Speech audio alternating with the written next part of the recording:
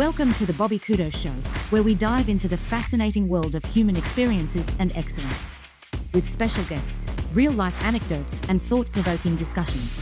Get ready to unlock and tap into your absolute potential with your host, manifestation coach, Bobby Couto. Jody, are we live? We are live. We are live. Ladies and gentlemen, welcome April Livecast, episode number 3. My co-host today, Mr. David Sousa. Oh, did you see that, dude? A little Nice. Right, dude, did you just like wake up, man? I've been with Jody all afternoon, bro. The guy's like comatose. I bring him into the studio. He sits at the board, and all of a sudden, the guy's alive. That's it. Let the match. Yeah. Well, It's unless on. you live under a rock. Yeah. Collin Dias in the studio tonight. Bobby, thank you for having me. Come on, bro. Thank Appreciate you being here. You know, listen, this isn't your first time. So first second. this is like your second time here. So we're not even going to get into the formalities. I appreciate you coming in. You're a busy guy. There's a lot going on in the city, right? I mean, seriously, between everything you do in your personal life and then obviously your selfless work that you do with the school committee, that in itself has been quite the conversation. I ran into Kevin the other day. Yeah, he was so excited. I'm like, Kevin, how you doing? I haven't seen you in a minute. He's like, oh, I'm doing great. He goes, guess where I'm going? I said, where? He goes, Disney. I'm like, oh, good for you, man. I think you had a good time. Yeah, Good that's time. all. He was really excited about it. You don't see Kevin very excited very often, and he was very excited, he's a which pretty is serious awesome. guy. Yeah, I like Kevin. He's a great guy. Hey, what are you doing? What's up? A bit busy, bro. A lot Yeah? of work. A lot Yeah? of work. You know, I Busy want to talk season. about something real quick. Look, sponsors of the show, Troy City Mortgage, David Pereira. Give him a call, 508-207-5864. David, thank you for your sponsorship. Pinnacle Painting, right? Yep. I want to bring this up real quick, and Colin, we're going to get into some down and dirty stuff, but I want to talk about something. We were talking earlier, Yeah. and I thought it was only fair, and this is a hard conversation to have, and I think that this is the perfect place to do it, because how do you get to people? And this is it. Ready? The statement is this. What are you willing to pay for good quality service, right? So we're sitting down today, and you're looking at me going, bro, I price out these jobs, and these people come back at me going, how much do you want to do the work? Yeah. And so, I mean, let's talk a little bit about that. I think the argument here is always the same. It's you get what you pay for, right? Yes, absolutely. So you're in the painting world. Yeah. Explain. So typically what ends up happening is that a lot of customers call me usually to fix other painters' work. And that's what I get a lot of. So when a customer calls me and it's first time, they never used anybody, so this is their first company they're speaking to,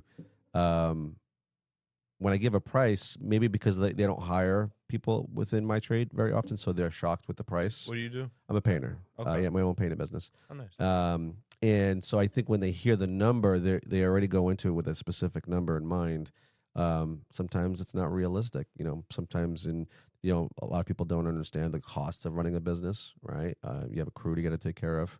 You have insurances, and you got to pay Uncle Sam. And when it's all said and done, I mean, whatever's left over is what I have left over to live on. And so sometimes I can lose money on a job. You know what I mean? But my approach on every job is to do the work the correct way. Mhm. You walk in, you do the job, customer pays you, you get exactly what you pay for. Right. Now that also goes for those that charge a lower amount. Yeah, You get what you pay for. But you I know what think I think it's easy to say that people expect half of what you charge. Would Ye- you say that's a fair thing? Like, Yeah, So if you're going to charge, yeah. if somebody says to you, "Hey, I need a room painted, 8 by 10 room painted, 8-foot ceilings, whatever it is," I think in their mind they're like, "Oh, that should be about $300 to $400, right?" Yeah. And then you're coming back going, "Hey, that's like $800, Like $800, right?" $900, So yeah. so at the end of the day, like, what is the justification for that? Like, that's where I'm trying to get here. Like, if you had to tell somebody, this is why this costs this money, right? Like, Yeah, I mean, I would say it's the quality that we provide. My prices reflect what I guarantee. So I know what's out there. I know what a lot of companies are doing. I know what I'm doing. I know what we do at Pinnacle. We go in. We do everything step by step. There's a process. There's a system to it. We make sure we don't cut corners.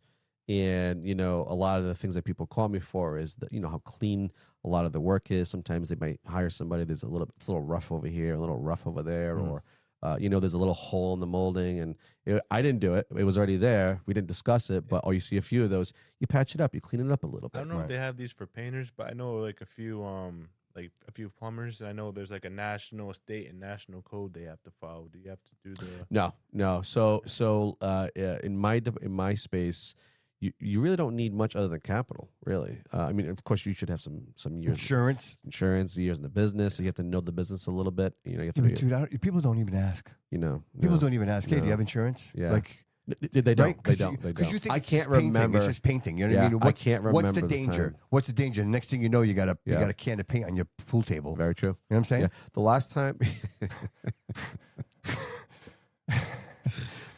time. I mean, I can't even remember the last time. True story. I can't remember the last time I even had somebody ask me for my insurance. We have it. We have a Of policy. We take care of ourselves. Obviously, if we were going to make a mistake, Yeah. you know, our biggest thing is cleanness, neatness, and you know, and if we do make an error, a customer has never paid for something or any errors that I've created. Right. We're upfront. We're honest. You know what I mean? We tell you, okay, this is what you're going to get for this. You know, this is what to expect. Yeah. It's hard when a customer says, "Oh, I just need paint in the walls, just a quick one." Right. It's hard for me. Right. I have a hard time with that because Like that's not my level of property of work. and I'm like, yeah, I need a couple of walls painted in this apartment. I want to rent it out. I'm not looking for you to Picasso the room. I'm just looking for you to throw paint on the walls. But the problem, exactly. But the problem is, and maybe it is a problem for me, but it's a good problem. I think is I'm a very particular type of person when I paint. Yeah. I take pride in what I do. Certain procedures you have to Oh, follow. 100%. Like Right. my clean lines, I take pride in that. Like people hire me specifically for that reason. Yeah. You know, because it's how our work looks like when they're all said and done. The trim, I can't see if I see an error, I got to fix it. Even if it's something small and a lot of painters, but you know what? Yeah. They're never going to see that. I know it's there. Right. And that kills me because if I miss it purposely and then they point it out somewhere down the road and they said, hey, you missed a spot and I knew about it, it's professionalism. So then maybe you should be running the city. I think maybe we need some more of that mindset here because I think, quite frankly, the city's been painted so many times and now everything's peeling, and you finally see the results of that. That's a very good way of putting it. Right? Yeah, You know what I mean? yeah. Like I don't want to be the doom and gloom guy. Somebody called me out, Bob.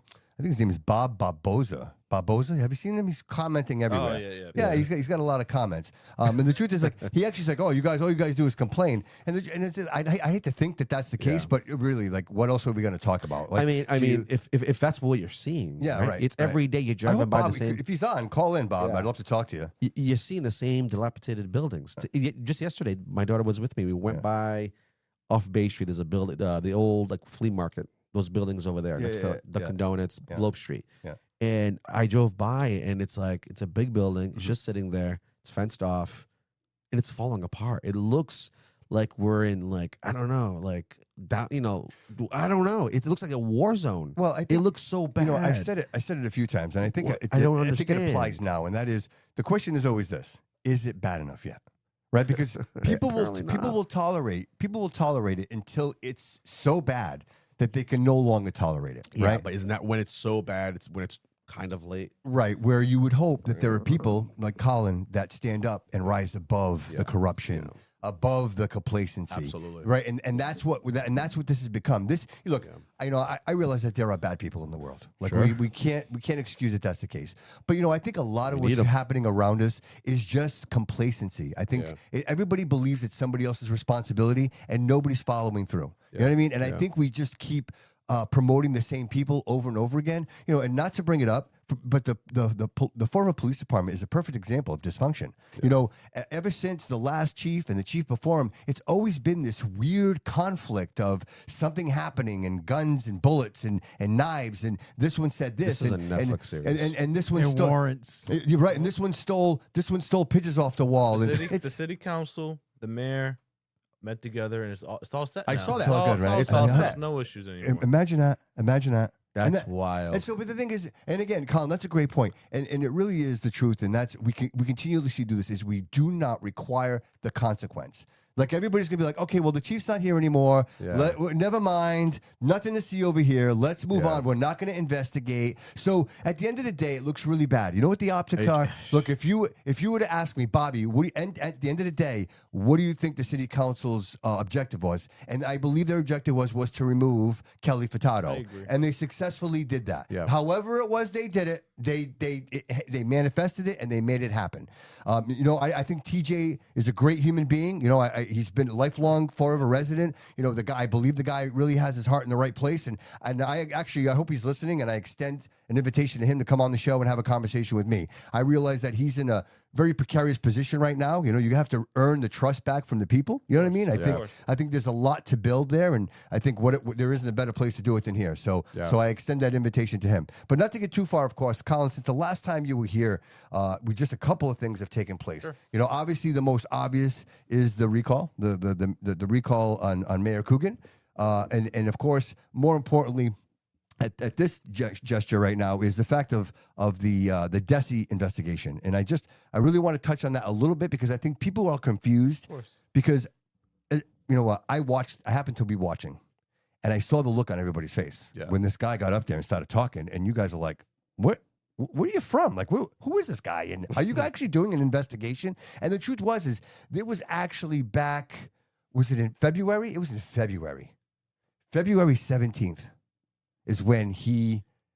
Yeah, if you want me to jump in. Yeah, please. You mind? Yeah, of course. Yeah. I mean, so this Desi investigation. Get that mic a little closer to you. Of course. So this Desi investigation. At first, I think the word investigation is being used by the mayor, is being used by some individuals to kind of prop this up to be and make it into something bigger than what it is. Okay. So just for example, what Desi does is, and it's pretty commonplace across the Commonwealth, they do these inquiries, they do these reviews.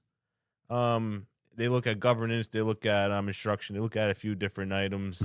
Superintendent, right? Was this directly related with the superintendent, do you think? I'll get into that. I just want to give a little bit of a backdrop of what, sure. Absolutely. what we're dealing with. So they do these investigations, and they recently did an inquiry. They're not called investigations; they're called inquiries. They're called reviews, district reviews, and they recently completed a district review of the Fall River Public Schools in 2024, 2025. We received a report in 2025.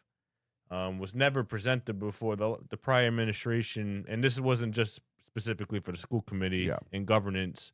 This had to do with looking broadly throughout the district, and there was many concerning items within that review. Not the school committee, just with the district. And one thing in there was the district did not have a strategic plan. Okay. And the prior administration didn't want to act on making the strategic plan. They took a long time getting the ball rolling, and that's something the prior committee and this committee really took to the forefront. But getting back to this inquiry, they completed the inquiry, and now this is 2025. We received the report spring of 2025. We don't act on it. We don't review the findings and what we're doing to improve and across the district. We have an election November 2025, and now we're in 2026. And the school committee voted to implement the clause in the former superintendent's contract, and 5 members of the school committee were for it at that time. It was around the time that you mentioned, and February. Yes, it was I believe it was the February 12th meeting. It wasn't February 17th. It was our February meeting. We implemented. Yeah, it was around. I think it was around. Yeah. And the school committee has the right to hire, fire a superintendent. That is our most important duty as a school committee. And school committee wanted to move in a new direction. Mm-hmm. I supported it. And what happens next is on February 17th, Paul Coogan, mayor of the city, files a complaint with Desi. Keep in mind, we don't see this. We don't know what's in this complaint. Comes to turn out, and I'll email this to you. I have a copy of it. I had to get it through a public records request through the city to get it from the mayor. It was never provided forthright to the school committee. He asked Desi at the time to put some sort of block on the school committee from taking action on the former superintendent. And he asked for an investigation. Mentioned. I wasn't even mentioning it. You mentioned certain members of the school committee. You mentioned Miss Riley, who is extremely competent and extremely she's someone that just does the right thing, just from my few months of working with her on the school committee. And you mentioned Mr. Aguiar as well. And when you read this complaint, it looked like a child asking for help. asking for that he's dragging his feet. He doesn't want change to happen. Mm-hmm. And so he tried using every single lever that he could to stop it. The Desi didn't do anything with that. What they did do was open up a follow-up review inquiry looking into specifically governance, the relationship between the school committee and the superintendent. I believe this is what this is focused on. Mm-hmm. That in itself is common. It's what Desi does. However, what is uncommon is the fact that they acted on the mayor's complaint, which really focused around the fact that he just didn't agree with the vote, and he, in my opinion, defamed certain members of the committee, saying that there was ulterior motives when there wasn't. And if you listen to Desi, there's a board. So you have the commissioner, Pedro Martinez, who himself was fired without cause from Chicago. Mm-hmm. You have Desi Commissioner Pedro Martinez, who agrees to open this.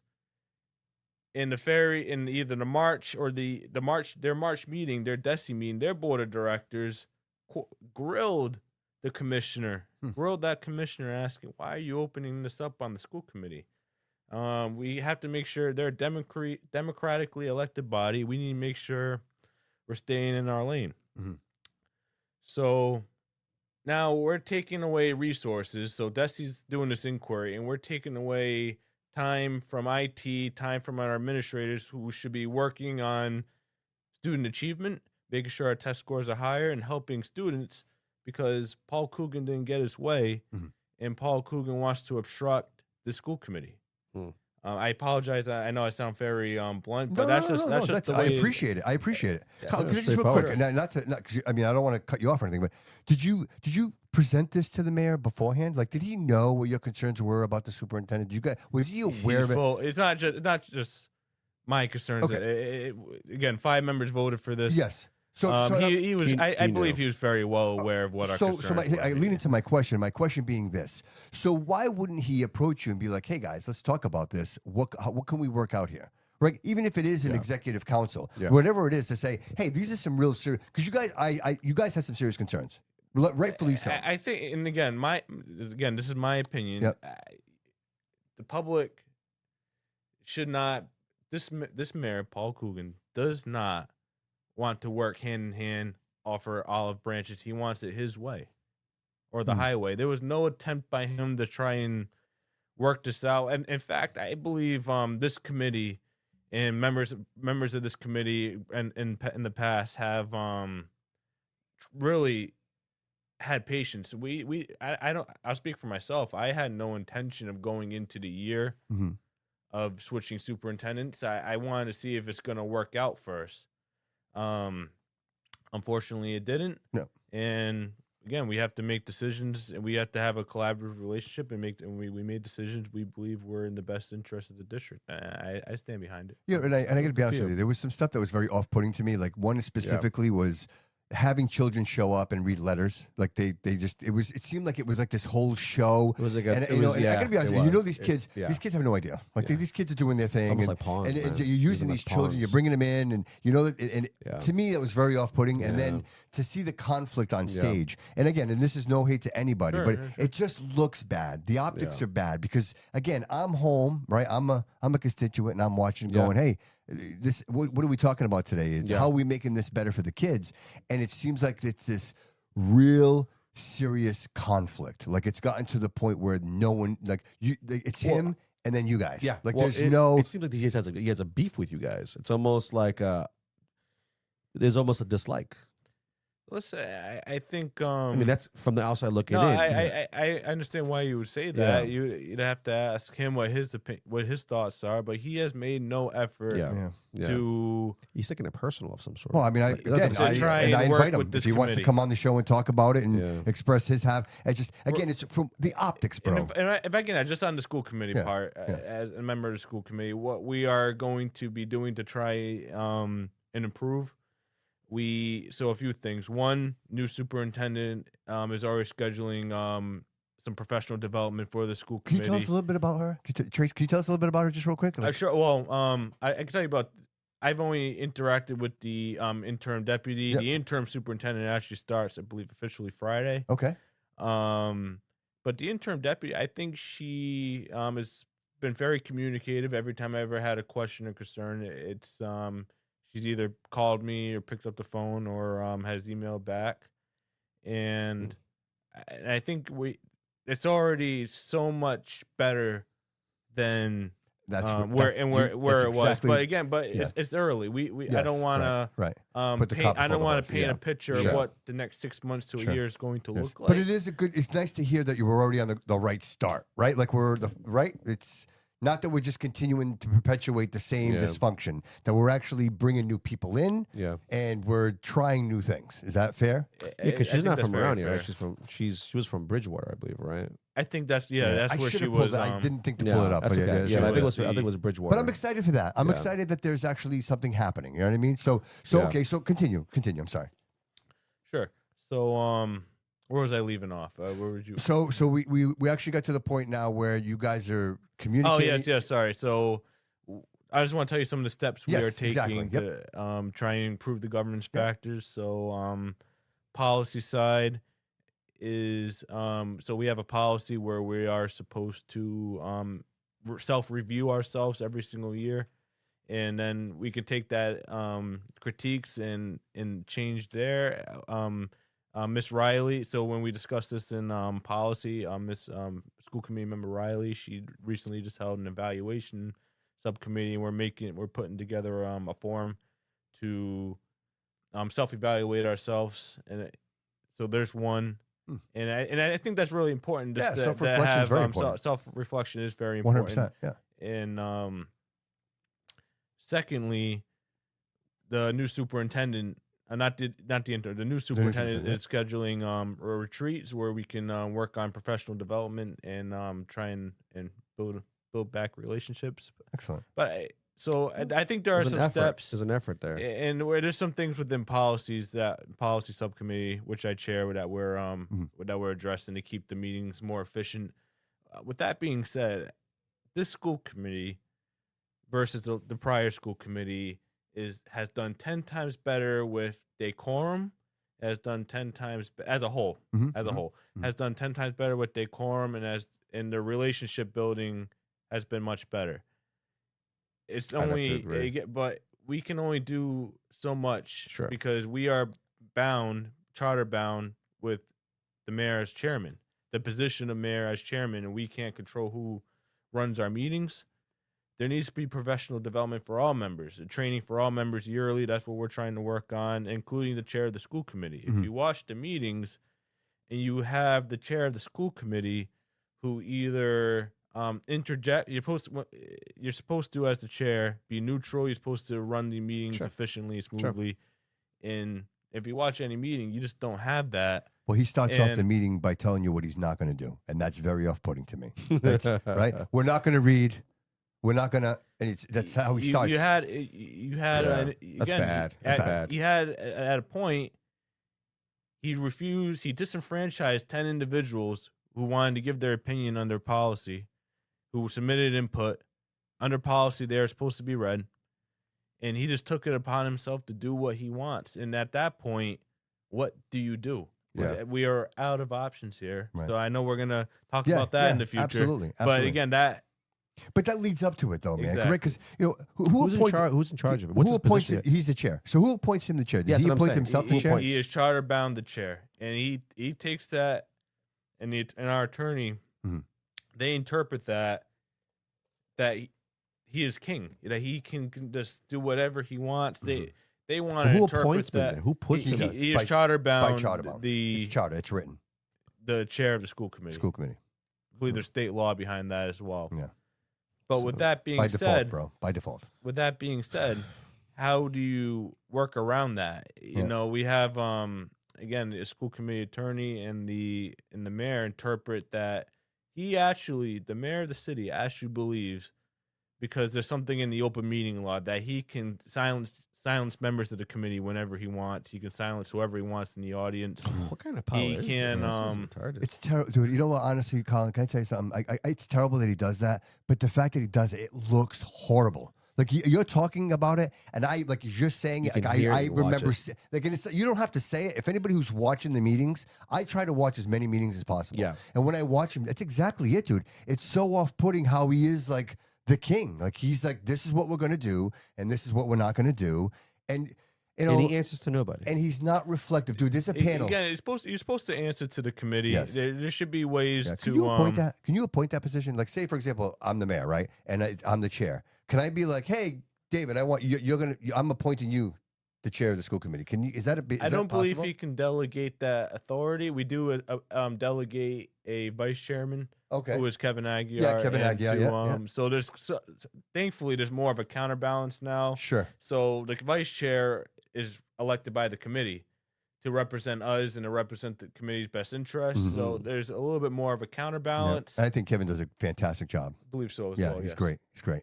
But the other guy still seems to have a little bit too much power, though. So there is no balance. There's some balance, I think, right? But Yes. not a complete It's balance. so off balance, dude. He never looks to the left. That's insane. To Every me. time he's at that table, he never looks to the left. Who gives him this I power? don't know. I think that's Do you need a document to say, or some kind of ordinance to say that you don't have this kind of power? Yeah. I think we're he's working on. Well, that's actually a really good point you brought up. Yep. So, earlier within the year, we've been working on policies to state specifically what power does the chair have and the chair doesn't have. Right before, I believe it was the day of a policy subcommittee meeting, we get hit with a legal opinion signed by our school committee attorney and his attorney, Alan Rumsey. I'm sorry, it's not his attorney, quote unquote, but it really is. But the corporation counsel, the city attorney, Terrible, dude. stating Worst optics on the planet. trying to strike down some of our ideas to fix to kind of put checks and balances on him and what he can do and what he can appoint. They're trying to state, so the charter says the mayor appoints members to subcommittees. Okay, so we want to put in a policy that states, yeah, you can appoint. That's what the charter says. You have to get school committee approval, like confirmation. Majority. They're trying to fight that. Of course. There's something so simple. Yeah, this is right. And the reason why would you fight that? and I'll tell you why. And because control goes at the door. Because the last time we had a superintendent search in June of 2024, the mayor appointed all the members without a vote of the school committee, and he appointed members of the school department, who principals, our CFO, who would be under the whoever the superintendent is. So you basically get to pick your own boss. So if I'm the principal of Stone School, or of any school, and I'm on a panel where I get to select individuals to forward to the school committee of who my boss can be. I don't think that's the way it should have been done. You should have had more. You should have had more community input. You should have had more community stakeholders. Yeah. It's like leaving the door slightly open. I believe Right? that. Let's leave it Of slightly course. open, right? Just a little bit. Just a little bit. Just a little but bit. because at the end of the day, there's no reason for it. No, there's no reason. It should be so Just transparent. a Like little even bit. with I think with the police chief, like that's an easy one. Yeah. You look, find 3, and then let the city council vote on which of the 3 that I goes agree. in. I mean, I think make it so that everybody has a vote. You know what I mean? Right. And some of the again, you had it's a lot of power. Tracy Curley, you had Anna Riley, who's now a school committee member. You had Liz Legault, who is now our interim deputy superintendent. Yeah. I think you had David Thompson. I forgot where. I think he's from Randolph Public Schools. I could be wrong on there. Mhm. But and then the rest is history there. Right. But that just bringing it back, that's the reason why they're fighting so hard to keep that power and to keep the control. They want control. And again, we have 4 to 5 members of the committee. We have 5 members of the committee who I believe really want to do the right thing and going to keep the meetings efficient and focus on what we need to do is focus on the students, being a voice for parents, raising our student achievement. We have very low test scores, so that's going to be first thing that now that we're finally finalized and we're getting a team together. That's the first thing we're going to work on with our strategic plan. Yeah. Do you guys have any input on the curriculum? Is there any input on that? Or we do do. you, yeah. No, we have. Because I'd be like, so I'll ask the fun question. Is it true that they no longer teach cursive? Is that something that's been No, removed from the I curriculum? believe they brought it back. Oh, really? Because that No, bothers me. it was gone for a while. Yeah. My I daughter believe doesn't they do brought it. it back. Oh, your daughter doesn't do it? No within kidding. certain grades. Yeah, I don't know. She's already in it's 6th not, grade. Yeah. I don't believe it's When she was in elementary, they didn't teach it. No kidding. Well, at least that wasn't part. Yeah, we didn't have to do it. Yeah, she went to green public school. schools. Oh, Yeah. okay. Yeah. I'll find out Yeah, where man, 'cause they. it just I didn't know they did because- bring because it back. you wanna know why? To me. It seems Something important to me, bro. It's something is, and I've told my daughter this, Yeah. and I keep looking at her penmanship, and I'm like, I'm a guy, and by the 6th grade, all guys have bad handwriting, right? Yeah. You have to decide chicken say, but you were graded on them, so like you had very good handwriting. At least I did. I think they stopped cursive when I was in like elementary, and they finally brought it back because there's been so much like there's been so much like I parent just think it support, matters, right? Yeah, education we got Anything that we got matters, graded dude, on is that. written, you know what I mean, in cursive. You know what I mean? And The it's so funny Constitution's because in cursive. when you do cursive, it's so different. You have to like try a little harder. You have to know how to connect and make it nice and looking neat and you can something you can read. Yeah. You took a skill that's been people have been learning for years. Yeah, right. You took it away because you thought it wasn't important. Sure. Because we just all have to do is sign a check once in a while, or everything's all digital. I get it. Yes. But writing does something. It unlocks a part of your brain to be a little bit neater. Sure. A little bit. You know what I'm saying? A little bit more organized because you have to be to write good cursive, and you got graded on it too.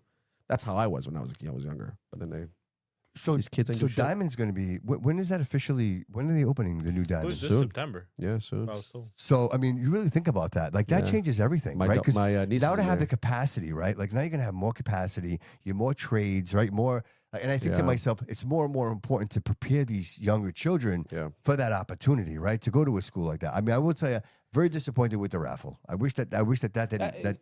And that happened also. Well, I agree. I And agree. nothing I against agree, but anybody. Like, congratulations if you won, but that was a Diamond's decision. That was Maura Healy's decision. yeah, Make it right, a yeah, because state it was all decision. the schools, yeah. Which is and it just bums me out because there are a lot of kids that really really want to do that with their lives, and again, if somebody's Yeah. into I content don't like a raffle. creation, then Yeah. why would you send them to a trade school? You know what what? I believe I don't want to interrupt, of but I course, am, yeah, I'm please. very because I've looked into this a lot. I believe the way at least this happens on the public school side is for our CTE program. It's if there's like a wait list in the shop, then the raffle kicks in. It's not Oh, I see. automatic. So it's not automatic. I mean, Diamond is gonna have a raffle. Yeah, right. But Because of the obviously but the it's not an population. automatic. The raffle's not an automatic thing. But Yeah. again, I don't agree with the concept, even though they do have a weighted raffle as well. So you get more of a chance based off if a district wants that. And I support it for our CTE program. Because we had to make a choice. Sure. I supported a weighted raffle because then you can factor in disciplined attendance, Sure. which I think you should. It should be included in Yeah, I having think a so say. too, And man. I think so too. I think Is You know that, what? is that already in effect? The You raffle's shouldn't already in waste effect? anybody's time. There it is. Don't waste anybody's time, right? Because you're taking an opportunity from someone at the critical time in their life. Colin, do you ever think we're getting corrected. It is a lottery. If we're saying raffle, it is a lottery. a lottery? Lottery, my bad. Lottery, raffle. It's same difference. Tomato, raffle, come on, lottery. guys. Sorry. Do you see room for another trade school, maybe somewhere nearby? Because we have BP, right? BP, Diamond. Do you see maybe the potential for? I see the ability, looking at it from a school committee members, expanding what we have here with Diamond, with our CTE program at the high school level. Sure, I sure. think it's the way to go. I Yeah. mean, I don't see why you'd have a separate school and then you'd have to pay. I mean, that's a lot of money opening up a new school. Right, but so- I mean, honestly, I really see. I I hate think this. the trend is going to go.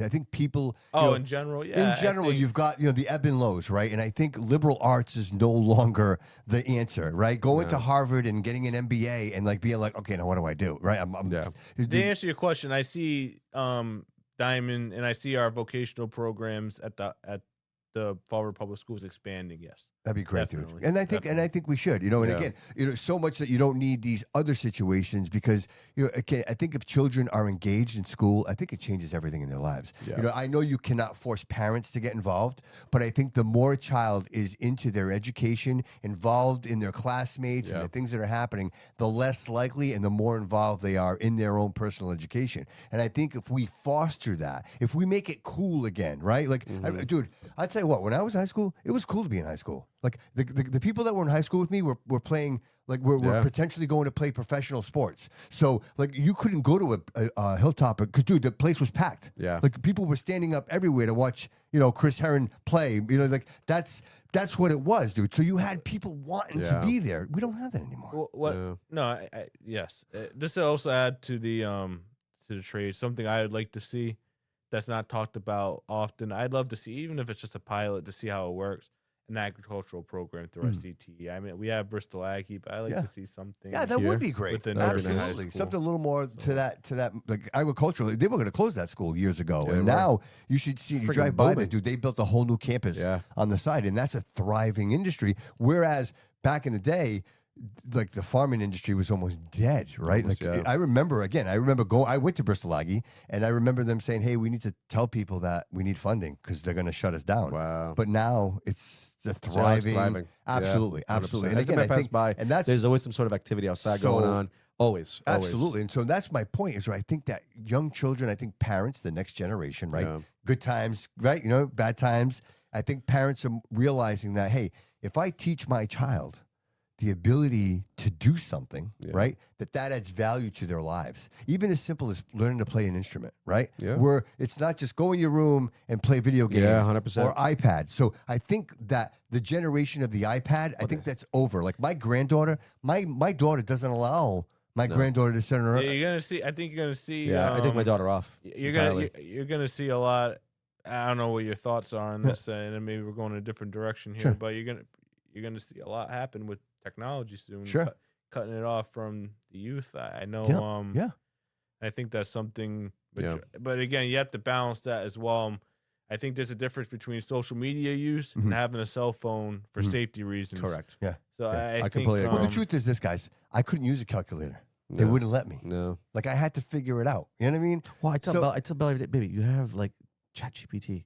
Yeah, Right. but even still, let's just But, say but that- even that, like, you have that. You have tools. You have things you can look Yes, up. but- We didn't have any of But that. even that, I say to myself, does that dumb them down? Okay. I think the studies say yes. Sure. Yeah. Here's a funny example. Like, say we're back in the 90s, right? We're early 90s, okay? And we're all hanging out, the four of us, right?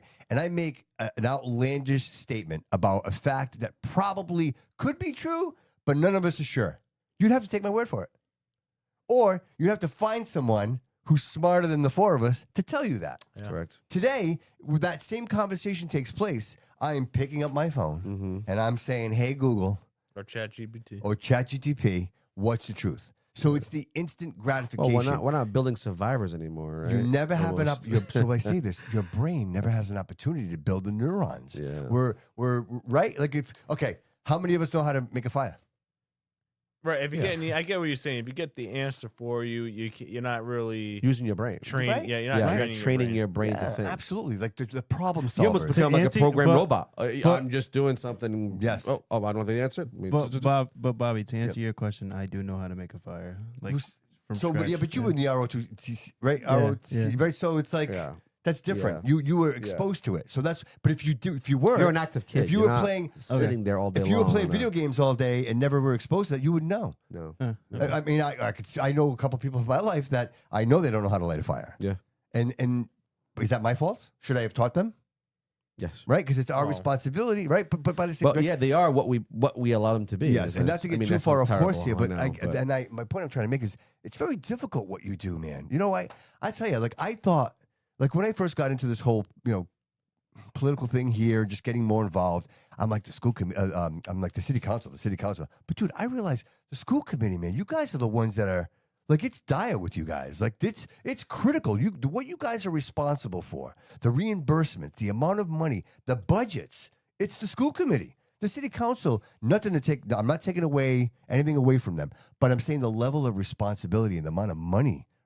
You guys, It's I believe the city council, Yeah. like in general, has a enormous amount. absolutely. of- But I'm saying it's different. You guys, it is different. I mean, it's monumental what you guys do, and I didn't realize it until I started paying attention. And the reason I'm mentioning this is I want people to pay attention. Yeah. I think people should look. FRC, is it FRC? Epic FRC's Media, yeah. Oh, yeah, right? FRC Media. Like, give yourself an opportunity to sit for a minute and listen to you guys communicate and listen to the community output and realize that you guys are touching everything, man. Yeah, I believe they just actually interviewed our interim deputy superintendent. I was actually when I was coming in here, I was going to suggest you should reach out. That'd be great. Yeah, we'll absolutely do that. 100%. I think that would just to introduce. I Dude, think it's people don't important know. that People don't know. I Colin. think it's important that the individuals who are serving in the leadership positions of your school district, you should be able to hear from them. 100%. And ask them questions. Right. It's so. just as important as knowing who are teaching your kids, right? You go to the parent teacher conference because you want to know, who these teachers are that are teaching your kids all day long. By the same token, they should show up. Yeah. They should sit down. They should be involved in this. It's so important. And look, I know the city council does what they do. And again, I'm not comparing the two because what the city council does is current, right? The city council deals with right now. Yeah. The school committee deals in the future. These children are our future. Everything that this city is going to be starts with what you guys are doing. The level of education they're being provided, the people that are teaching them. We need to set the example. I think that's a big one. And teachers, not just qualified teachers. And just so everyone understands the way that works. Again, the superintendent. That's why I said earlier, hiring and firing, and choosing the best superintendent that you can is very important because that's the individual. And the assistants, those are the individuals who oversee the day-to-day and make those decisions. We're an oversight body. So, but again, that's our most important position. Yeah, that's true. So I can see that. So that's why, and so I think that's, again, just speaking for myself, that's why it's important that we set ourselves up for the future. Absolutely. Absolutely. And I think if people were With paying attention, experience, and if people were paying attention to that, I think they would have realized it. Because look, at Optic, there was a lot of stuff going back and forth. Of People course, saying a lot of things, right? And you know what? Everybody clips out the bad stuff. Yeah. Right. So if you looked on Instagram and Facebook, what they were clipping were those moments of just the ugly moments, right? Yeah. But with no context at either end. So, it just seemed to me like every time we got close to something, the answers, it was like, okay, we're going into executive session. I'm like, what? Jeez. What? Like, I want to know. Like, I'm committed here. I want to know what's going on. And then it would be executive session. Like it seemed like there was a lot going on that we weren't exposed to. Yep. And when you only see the arguing, right? Because like Colin, the whole picture, right? When you guys go into executive session, you know everything that's going on. The audience, citizens, we don't know. So it's frustrating to us. Like, hey, why are these guys always fighting all the time? Why are these guys always arguing all the time? Yeah. Because we don't know the whole story. We don't know what you guys are fighting for. Yeah. And so that's where I keep saying it, the optics look terrible. And this, you know what? And again, this isn't the beat down Paul Coogan show, but at the end of the day, Paul, it is your responsibility, man. You are representing. Yeah. Right? You are representing. Us. So Again, he's the chairman. Absolutely. And he needs to lead by example. Sure. So sure. And again, I think the committee wants to bring the temperature down. Amen. Speaking for myself, but what are we gonna do if we're getting hit with either a complaint or we're getting hit with whatever, or it's just like a side comment or just like a gotcha. I know we talked about gotcha before the show again, but we're hit with gotcha, and the stuff behind the scenes as well. Not allowing things on the agenda.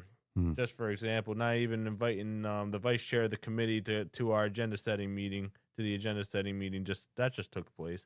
There's little things like that where there's either lack of leadership or just a lack of willing to do the right thing. And it starts from the top, it starts from the 6th floor, and that needs to change. Right. So, And the optics of that are terrible because I'm watching that going, why is this like this? Why It's terrible. Why is this not working? Yeah, 100%. Right. It just seems like you could see that sometimes people can disagree. Yeah. But when you disagree just to disagree, that's something different. And that's what it seems like to me. It just seems like I'm going to say no just because you said yes. Well, and like I said, I think it's fair to say that there's a little bit of, like I said it earlier, a little bit of dislike somewhere. Yes. There's something that one or the other doesn't like. I can't speak for you or him, but I guess, optics looking from the outside in, it definitely looks like it's more than just what's on the agenda today. It seems a little deeper. I don't know. You're not wrong. I don't think you're wrong at all. Yeah, and I hate to say that, Mhm. but that's the impression, and it's not something as a constituent. That's not what we want to see. We don't want to see our mayor, his face turning all red because he's got some personal beef or whatever. Like at the end of the day, you work for us, I have and to you say, should be, or for the city. Sure, and I think the last 2 meetings in terms of I have to say there's been improvement. I even told him that. I said it looked this meeting actually ran pretty well. So well, that's a good thing, huge. right? That's a big one. Yeah. So I think just. Do you think because of the change? Do you think because like the whole it's behind you guys and you're already moving on? No, I think there's no. I think the underlying issues are still there, and yeah, no, I think the underlying issues are there. I think because there's eyes watching. That's why. If you're asking me, but gotcha. I mean, I think I don't know what's gonna happen. Who knows if he's gonna even be the mayor in a couple months? Right. Yeah, I don't know. Right. But yeah, I think regardless, when this is all said and done, I think there needs to be a pathway to moving forward. And again, we're gonna disagree on things. It's not saying that, but just I would hope you would. Right. I hope you would. I think just moving forward in a way that the policies are followed, systems are followed, and we're just we're all in our individual capacity doing what we believe is right. Right. And I agree with that. And I think it's never wrong to want answers, right? Like if I'm saying, hey, Absolutely man, not. can we take a look at this? And you're like, no. No. And I'm like, what? Why not? And you're like, Yeah. because I said so. Yeah. That to me is very off-putting. And so not to like bring it back up again, it's like we'll keep resurrecting this, but the situation with the chief, the whole veto thing, and like there were just certain moments that caught my attention. You I know, love to talk about that. I have so many on the school side. You can't really, but I love to. Yes, and we're going, and we are Okay. going there, Yeah, we're right? going You know, there. this is where we're headed. Because to me, again, you know, I know a couple people reached out to me like, "Hey, look, the recall with Coogan. Yeah. What do you think?" And you know, and to me, I was kind of like just standoffish because I say to myself, "Look, I would rather find the next guy, like who, or the next lady, like who will be the next mayor of the city? Who is that person, right? Because I would love to find them right now, and I want to prop them up, and I want to be like, hey, you're the next mayor. I want to support you. I want to give you all the fuel you I need think you've been doing that. to make this happen. You know what I mean? So, but at the end of the day, there's certain things happen to me, and I'm like, wow, did he just do that? Did he just say that? And that's the point. And again, I think that's just a glimpse of if we're going to deal with this for 2 years. Wow, it's going to cause much turmoil in the city that I don't think the city needs. The city needs to prepare for the future, prepare long term. Either I'm undecided on this, but if we go through a city manager or if we just clean out government, and just go in a way that he's right. You have to clean it out. You gotta clean it out. You need to clean it out. And again, I'm not saying you have to systematically clean out everyone, but No, but there's positions. Yes, there are elements that have to be. Yeah, that have to be. Yes. Yes. But we have to prepare for that at some point. But again, the thing with versus a recall election versus a special election versus just a normal city election with a recall, the focus is on the anti-establishment, where you can run a candidate that can implement change from day one. If we go through the process again, the mayor said it's his last term running. That's the case. It was okay. What if you get a Mark Costa? I don't know if you know who that is, or a Cal Fiola. Yeah, but they're gonna be very similar to Paul Coogan in terms of policy, but it's a fresh face. So you might see you're just gonna recycle over and over and over again. You see higher turnout with the special election versus a normal election, and again, looking at what has taken place just in the last few months. it's been so. You much. have again, I know it was a rare snowstorm, but it was grossly mishandled. The mayor went on and said it was handled perfectly. Yeah. Come on. Yeah. Come on, buddy. You have again. You have the again. That we was just, it right there, bro. You we missed it, just Jody. discussed- Yeah, you missed the mo. Yeah. You missed it, Jody. we just discussed. Almost. Again, we just discussed this, but again, you have a mayor who is trying to Yeah. obstruct the school committee. Yep. From trying to move the district forward. That's so wild. You have a mayor who was dragging his feet to open up an independent investigation. Then all of a sudden, the city council, and I respect the city council president very much. But again, I think he dropped the ball here. I think they gave in too much, and like you said before, this wasn't about the systems. It was about Kelly Furtado. Why wouldn't you see it through? And my issue with this, so I have two. I have two issues with 100%. this. I have two issues. So the first, the city council pushed for an independent review. You're going to have posts looking at this, but they're only going to look at it from an officer certify or decertify. Mm-hmm. And if you want to look at changing the systems there, I respect the acting police chief. I think he wants to do the right thing. I agree. I don't Yes. see anything there. However, it's important that you have someone from the outside with a fresh set of eyes to look at the situation. Yeah. And Well, this there's no tie. happens. There's no happens a ties. lot. So you can have someone come in, look at the entire situation, and then make findings and make recommendations on how to change. So saying your search warrants have to go through they have to go through a portal so you know when to return them, or to apply for one that if it's a sensitive issue, if they're going after the former police chief, which what she did, what that police department did. You have to follow certain checks and balances. Agreed. You have to follow. Again, you have to have a fresh set of eyes look at it. I agree. Because this is bigger than just a warrant, guys. Because look, the fact that there was even a warrant, somebody signed the warrant. Maybe there's so much going on There's here, so much going and on, so to your point, and Colin, and I feel the same way you do. The police from trusted sources that I've talked to, the police chief Kelly Furtado, former police chief, told Michelle Dion that they thought it was Paul Garvin. That's why they applied for the warrant. And I believe them. I believe that. So just right there, it looks like it's you're bringing your personal gripe, and you're weaponizing the process. Again, that shouldn't happen. And that should again, not happen in the with- city of Fall River with no consequence. Yeah. So let's say it was the former police chief. Okay, what now? What No. happens? Nothing. It wasn't. It nothing. wasn't. But what You- happens? You're gonna place the city, and you pursue some charges. You're gonna set up the city for litigation, Right. big Right. time. Yeah. Right. There's no win here. No, there isn't. But I think we should know. Yeah.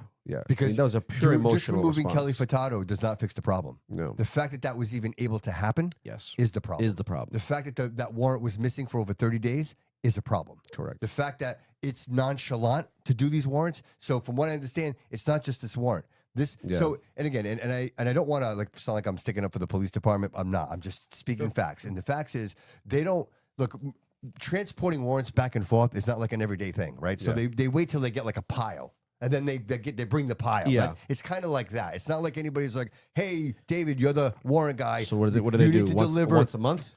That's the problem. So it could be. It could be. And it's not that somebody's doing that That doesn't maliciously. sound very efficient, though. But to them, it's just it's a process. You see what I'm saying? That needs to be fixed. Yes, and I agreed. Just like the safes on the desks, like people have their own safes. Yeah. Like the police department, they issued safes because obviously they're not always there. Like police officers work all night, and if they need to put evidence away, they have the safe. But there are other safes that are there, like their own personal safes. Like, why do we have more than one safe on it? Like, questions everywhere. And you know what? Yeah. I have faith in TJ, and I realize that he is on a mission. Like he's going to try to do whatever he can. Whether or not he's successful, that's a different story. Yeah. But I think Colin.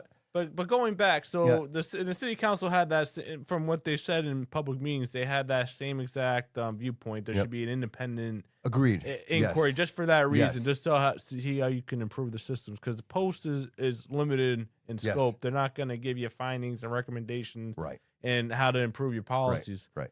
So you're the city council, you're the city council president, you're meeting with the acting police chief and the mayor.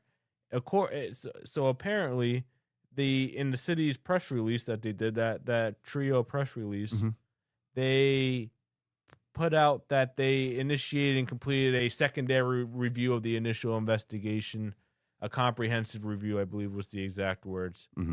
And so if you're the HR director, if you're Nick McElhaney, you're the HR director of the city of Fall River, you're in charge of investigating this. I'm not an HR director. Sure. However, it doesn't take an HR director to know when you investigate, you're interviewing witnesses, you're interviewing individuals who are in charge, you're reviewing policies, and then you're putting together a document which lists a summary and findings and what you found. So they stated to the city council that that's all being forwarded to posts. The recall did a public records request, and I think you had it up before. But in response, and it was 20 minutes from the time the records request was submitted, they responded. There was absolutely nothing I just mentioned that was sent up to post. And it was labeled documents sent to post from the investigation. I'm paraphrasing, but so now I have concerns. Did they really do an in-depth investigation, or did the city council get duped? I believe the city council got duped. Yeah. But the city council only got duped if they allowed themselves to get duped. We could say they got duped, but they have to allow it. And again, I get this. Like, I think everybody just wants to bury this and make it go away. Now it goes back to the fact is, as soon as the new acting police chief, again, I share your sentiments there. You see, like, certain members, they're opening up to him. So was it really just to get rid of Kelly Furtado, or is it really to look at underlying system? If I was on the council, I'd be pushing, like, at the beginning for that investigation. Yeah. But I wouldn't have stopped there, because it shouldn't have been just about her or just targeting her. It should have been looking at everything. Yes. Everything. Yeah, we're on the same whole page. department. You and I are on the same exact page. That's Because if they're doing this, it makes you wonder what else are they doing, right? It's the way it works. one word. Transparency. Yeah. Transparency. Yeah. You know, and the whole rigmarole with Mike Sylvia. We gotta be realistic. Dude, and we know that's never going to be full reporter, transparency. Mike Sylvia, he was requesting all kinds of information. Yeah, and he still is. I think he did a great job with this report. 100%. I think Mike did a great And you know job. what? If it wasn't for him, nobody would know this. Exactly. None of this would be out here if it wasn't for him. So shout out to Mike. Yeah. But he made requests, and then it was like, we're going to charge you $45, and it's $25, and you're going to wait 10 days, and you're going to, and it's back and forth. Oh, that's nothing. I get charged as a school committee member asking for certain records in the school department, $800. What? Appeal, and you go through the process of appealing, and the state rules in your favor. Yet they still go with the same answer, because we use attorneys. These attorneys, we don't even have a contract with these outside attorneys. We just use them, and we just and I think these attorneys, personally, I think they just want to enrich themselves because they could charge by the hour. So why would they require you to pay that kind of a fee? Oh, that's for normal. the same That's documents. That's very common. That Mike It's not is even required. just me. But why? See, see what I'm talking about? If I was ever in a Clean the position of swamp. power, They all got to go. and you guys work for me, right? And you're supposed to have my back, and we go on television, Yeah. and they say, "Hey, Collin, did you read the warrant?" And you say, A "Some of it." little bit. We're not friends no more. Like, you know, we're not working together ever again. Yeah, because, go clean up your desk. dude, you're my counsel. You're my counsel. Like, I'm in front of I'm on the news. I'm on the news. Like, I got to answer to this, and then they ask you, and you're like, I read some of it. I didn't read all of it. It's crazy. Sounds like some shit I would say. And again, but that's an issue with leadership. We have no. Yes. And I don't want. I know I'm No, coming I out know, here and I'm no, bashing. I know, bro. I'm bashing, but I know. But it just goes to the point we have zero leadership on the sixth it's floor so, right it's now. so frustrating, It's bro. so terrible. It is to see this. You know what I mean? It's, you're like, well, maybe. Yeah. Well, maybe. Yeah. And it's not. But I will say, it is a great sense of, like, reward when you realize that some things can change. Because I didn't think you guys were going to get as far as you've already gotten. Yeah. I think it happened quick. I think They realized that you couldn't push this any further, Yeah, right? you guys moved You had quickly on that accusations thing. of abuse. There was just like everything that was happening was too much. It was just too much. And I think anybody in their right mind would have been like, "Hey, listen, I'm just going to step down, guys. I care about the city and I care about these children, so I'm going to do the right thing and I'm just going to step even down." if it, to be honest with you, even if it was something that was all false, right? Let's say it was all false, right? We don't know, but let's say it was all false, But it right? wasn't. But it wasn't. It wasn't. I mean, just if, like you said, if you cared, Yeah. the noise should be enough to be like, I Absolutely. can't even get my job done. I Right. can't even do my job at Right. this point Right. because the noise is so loud. Yes. So Yes. to take away that, I'm gonna step down. That should have 100%. I think anybody in their right mind should think that way. Absolutely. When they're in It's that position, and but it's not a thing though. No, it's not. But I think in a position of leadership, and correct me if I'm wrong, Colin, but in a position of leadership, like say in the city, when you see We had no leadership in the past administration, the school department side either. But sorry, continue. No, it's okay. But I think when you look at the condition of the city, it's a direct representation of what we're experiencing, right? When you drive down the street and everything's destroyed, like I don't even understand. Like, okay, I can understand side streets maybe having a pothole, but Plymouth Avenue has to be, correct me if I'm wrong, the most traveled street in the city of Fall River on a probably, daily yeah. basis. I right? believe it. I think most traffic travels on that. Why is there one single pothole on Plymouth Avenue? I was behind an ambulance today. The fire came right out, and then the ambulance came out in front of me. Do you think he was swerving around the potholes? He was not. He was plowing right through them, man. And if you I'll just add to that, and I'm someone who goes through all. So I receive like not just because I'm a school committee member, because anyone can get this. Okay. So for the city council meeting, you can get the backup for the meetings. So like all the agenda items, you get all the backup for. Oh, okay. The claims when they do that little thing, they refer quickly to corporation council. Oh, the amount That's of what I'm claims for talking about right potholes. there. I got to get that because I want to share that on my. I keep saying it. Nobody believes No, me. you've been That's saying it the for a city while. clerk, that's the Right? city I've been clerk. You've beating been, this drum. that was the one thing you bring up all the time. Is always that. Like the people don't realize damages. how much money this is costing the city, Yeah, man. yeah. It's just so. It is. It's so inefficient. It's- it's so bad. And it's not safe, Even, dude. even if you're not paying no. out, you have your corporation council responding to all these. So that's just time in itself. Absolutely. And Absolutely. and I'm sure most of these are legit that are coming down. Yeah. And it's most of them are potholes. And I was just reading one in pothole. I hit my car. It was a big pothole. I couldn't avoid it. How about the one that was with Mike Canuel? He was right. Sinkhole, The right? car was a sinkhole. It just Yeah. Yeah. Dude, you know what the funny thing is? And it's funny, but not funny. Easton Avenue. You know Easton Avenue? You're coming up Easton Avenue, right? yeah. Right where, like, you come up from the Rotary, they painted all white. This is probably going back maybe 2 years ago, but they painted all brand new white lines on Easton Avenue. Okay. But they didn't fix the street. So the bike lane, Dude. the whole bike lane, it's all potholes. They painted right over the potholes. Dude. They painted through the potholes, bro. I swear to you. I'm like, who said this is okay? Like, you can't even drive your bike. If you drive your bicycle, you're gonna die. Didn't the mayor just say that there was right after the storm because the potholes became an issue? Dude, they're not even He said they trying. were doing coal patch. I No. haven't seen Dude, not one they're not truck trying. anywhere. No, they're not patch up any hole. And if they are, and okay, you know what? I want to take this a step further. like, what are these guys doing all day long? Who's the Nothing. guy? If it's not, all right, who's in charge of it? Do you know who's in charge of it? Colin, would you know? Like, I want to know the guy. Who's the guy who, like, Paul Coogan calls and says, "Hey, man, Yeah, bring it up, man. I want you to go do potholes." Good question. Who is that guy? I'm assuming Because- it's someone with the DC. The DCM. DCM, right? Somebody DCM? I could be wrong. I don't No, know. I'm guessing. So like, who does it? Who's in charge of the Who's DCM? in charge of that? All right, I'm sure the guys. It's very active, so someone's gonna say something. Somebody, please. If, Yeah, if we have a name, if you're listening, because right, I like to the call head him, of the and I want to DCM, ask him. please, I want to if ask you know him, who it is. because I got to be honest with you, dude. How many people work for DCM? Quite a bit, I'm sure. Right, couple grand. You just take two guys. Take two guys, and they don't even have to be your best get the workers. truck. I saw them doing work out near the Abbott Court Playground, like near like Sunset Hill, like some of those streets recently. And I know, like, in the far over, like, development news, they did like this picture, this video showing like a breaking news story. Wilson Road is finally done. I mean, good. Yeah, 20 so years, it, but- it says it right here. It's actually DCM, Okay. Streets and Highways Division. So whoever is Who is that guy? Bro, you're breaking my heart. Whoever you are, put me up. Put the camera on me. Put it on me. Give me the camera.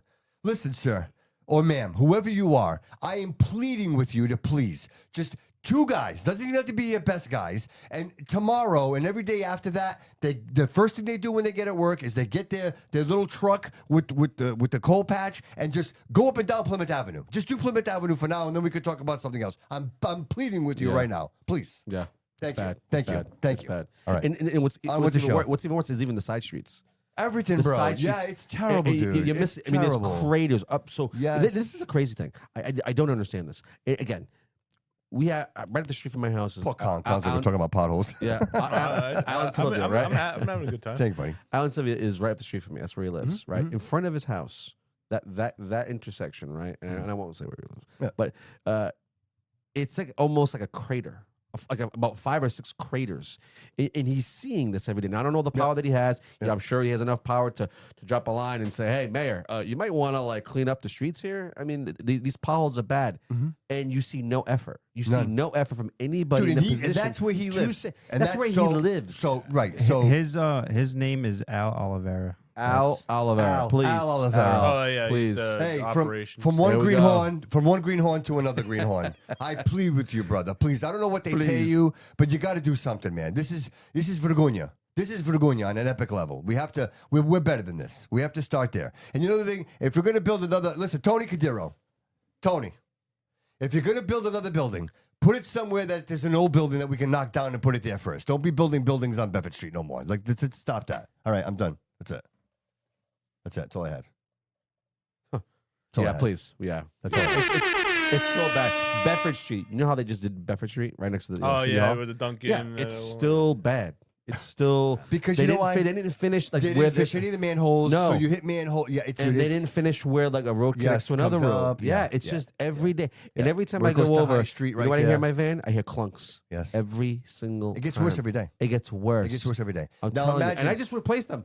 And ambulances, I'm already hearing clunks again. fire trucks, police Yeah. cars, you name it. Every DCM Everything. vehicle, every single one of them. And you think these guys drive around these companies? You know what I'm saying? Like they're not. no. They're not. They're making about $30 an hour just driving around. What you need to look into is and again, you have the DCM, but we privately contract.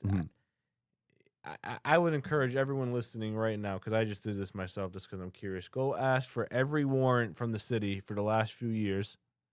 Warrant mean that it's a different thing. Like, so every month the school department does it in the city. They sign off on warrants. That's all the expenditures. Okay. So see who they're contracting with. See if they're following 30B bid law. See if they're picking the lowest bidder. See if they're picking their friend, someone they might know who does it for a while. We have issues on the school department side with 30B that You know how you fix I all don't this? know. You find good people. That's how Yeah, you yeah, fix and this. I think on the school side, I think the new administration is Right? looking into That's what that. I'm saying. Like you find good people, dude. You don't have to worry about this shit. Yeah. When good people Yeah. do good things, dude, they're not trying to nickel and dime I agree. everything and take everything away. that's exactly on the school side. It's when we say when we hire, you hire a superintendent who Yep. can do Yeah. who Good can do people, it. man. Yeah. Good people that want this. They want to be a part of this. All right, we good? Yes. Anything else? All right, Colin. I want to get into the recall, and I'd like to get into the recall, and I want to talk about it because I don't think people understand exactly the process, what it actually means, and what are some of the options, right? So, for example, and I'm going to throw this out there, and I get credit for it. Okay. I get credit for it. So I was sitting talking to someone and the other day, and they said if the recall goes through, and I'll let you explain. I just want to. I'm going to tease this. When you go to vote for the recall, you have to write in a name. So you write that you want to recall the person, correct? Yeah, it would say if it goes to the ballot, we're jumping a few steps. Yeah, but that's fine. Yeah, it would be for the recall against the recall, And then you have to pick write a somebody in. No, you would pick a candidate, or you could write someone in. You could or write you someone could pick a candidate who would pull papers. Pull papers. Boomer Emerald could be the mayor. Or me. Or anyone, or but yeah. I mean, yeah, he was only 200 votes. Boomer shy. Emerald could be the mayor, and people be like, "Oh, well, he's running for Senate." It doesn't matter. He can still run for Senate, and he could still be in as mayor. Interesting. I don't think you could serve both. Of those. No. He has to pick. He has to pick. No, he has to But pick, yeah. but he can do both. Well, But yeah, he if could pick. there's an election, it will most likely be in August. If it were Boomer, he could he could run and then make a decision, and if he wins, he could drop out. He would have to drop out of the Senate race. But, Yeah. Yeah, he would have to drop out, but he could be. But Interesting. I just wanted to throw that out there. Interesting. So, with that said, Collin, how does this all work, brother? Yeah. Sure. Break it down for us. So you have to get an affidavit, which has to be notarized. You have to have at least 10 signatures on there, notarized. So then that's not easy. You have to get everyone in a room, get the notary, and have them sign. And when we had it, there was pictures on social media. We had 14 people sign. And you'll see it when I don't want to get. The only thing I'm not going to give out is the date. It'll be next. I'll say next week. It's going to happen next week. Okay. We'll hand it in. So you have to get the affidavit. And so you have at least 10 people sign. It has to be in front of the notary. And we did it outside. So we ran into the situation. I'm not going to mention the business's name. It's a friend of mine. He's actually a really good person. And I respect his decision, although it was last minute. So we had a place originally that we were going to host the place to get the signatures. We had a lot of people on Facebook sign up, and the business feared originally agreed. However, about a week or two later, they had second thoughts. They were afraid of retribution. Okay, so we're kind of, and this was like maybe 3 or 4 days before the actual event. So we're like, oh, now we got to pick a spot. So we picked so we were like, all right, well, we'll just do it outside. Yeah. We were like, I think it's going to be a nice day. It's getting a little bit warmer. We decided on Heritage State Park outside. This could probably get some people, go take some pictures, which they did. Sure. We expected it. The situation we ran into, we had some individuals think, they didn't know where the spot was at first, and then we had some people straddling at the end. So I know there were some pictures out there saying we only had like 6-7 people, but they ended up, some people came in later. Yeah, sure. And it was a cold, so when we switched it, I think people didn't really want to be outside in the cold. Even our notary was like, it's cold out here. Sorry to say. But so we have the signature. We got the signatures, and we have the document ready to go. So I will remember.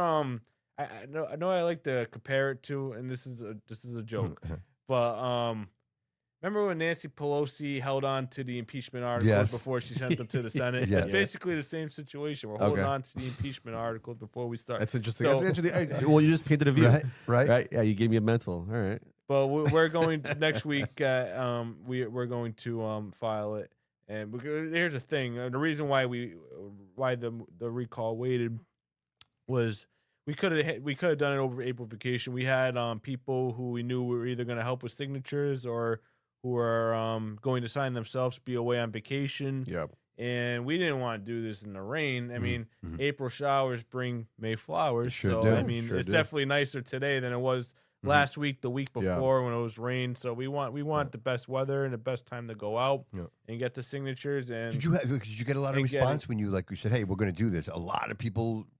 Yeah, I think so. We have a good core team that will be going out, and we have a lot of people behind the scenes as well that are going to be signing and helping this process as well. I feel confident we'll get the signatures, but again, I don't want to. Anything can happen. We might not. Of course. But so anyway, so going back to the process, you file the affidavit. And when that you file that affidavit with the city clerk, the clock starts immediately. You have 20 days to get 5% of the voting population, which we confirmed is roughly 3,150 votes we need to get certified in 20 days. So it's going to be around the clock. It's going to be around the clock effort. Yeah, how do I vote? How would I vote? Like, say I wanted to vote. I mean, you want to sign the petition. So at that point, once you submit the affidavit, you get petitions. Yep. And you have to get 5%, which is that number we just discussed.